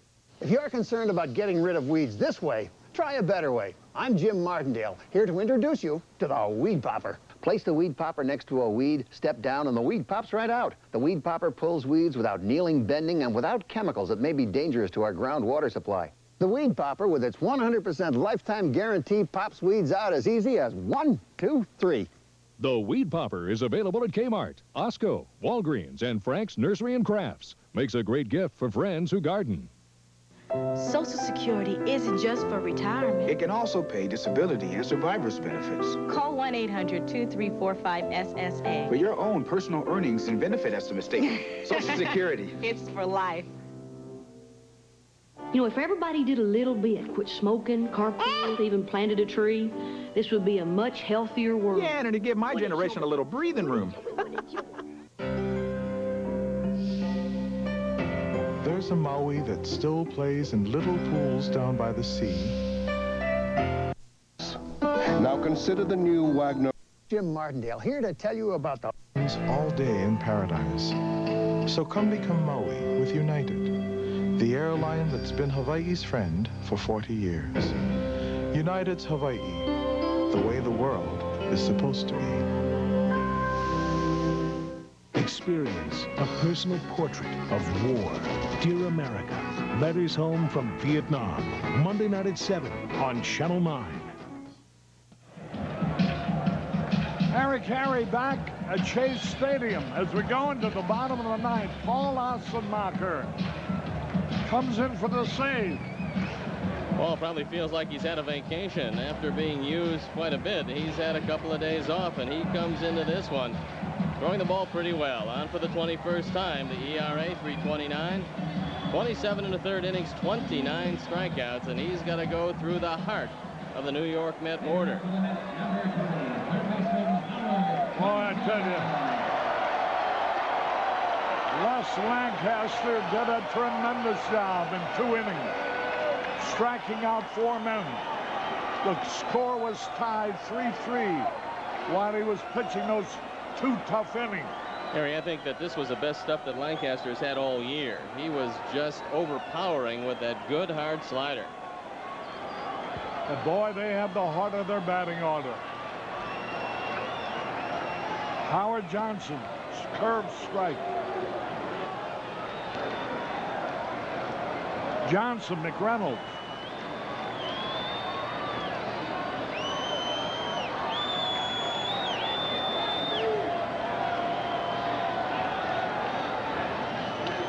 He's ahead of them 0-2. High fastball by Assenmacher, and he's happy to get that one by Johnson. Watch this foul ball coming right back in your living room. Right through our booth. Boom, I'm ducking out of the way. Don't worry, He almost got me in the head, yeah. 0-2 to count. I don't think Paul wants another fastball up there, but if he does go with a fastball, he wants it higher than that.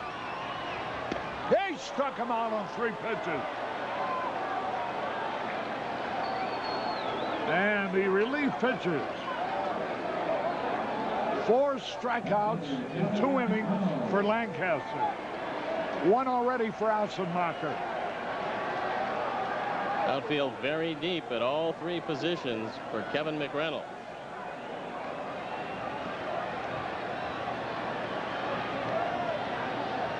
Curve in there, a beauty. Assenmacher shooting for his 4th save.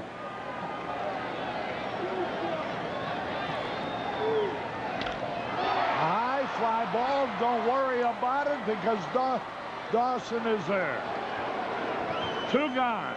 Now we're going to have to get by Mark Carrion, who's going to pinch hit for Darrell Boston, and he's been all everything.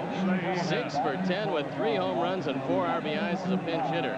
This man has been on fire, and Damon Berryhill now talking with Assenmacher.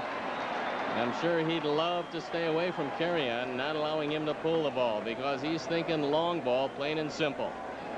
Carrion hitting .333.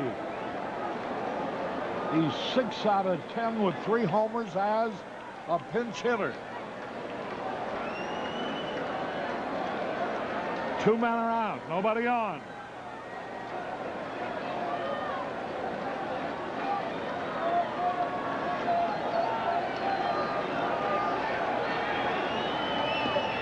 Curveball a little bit low.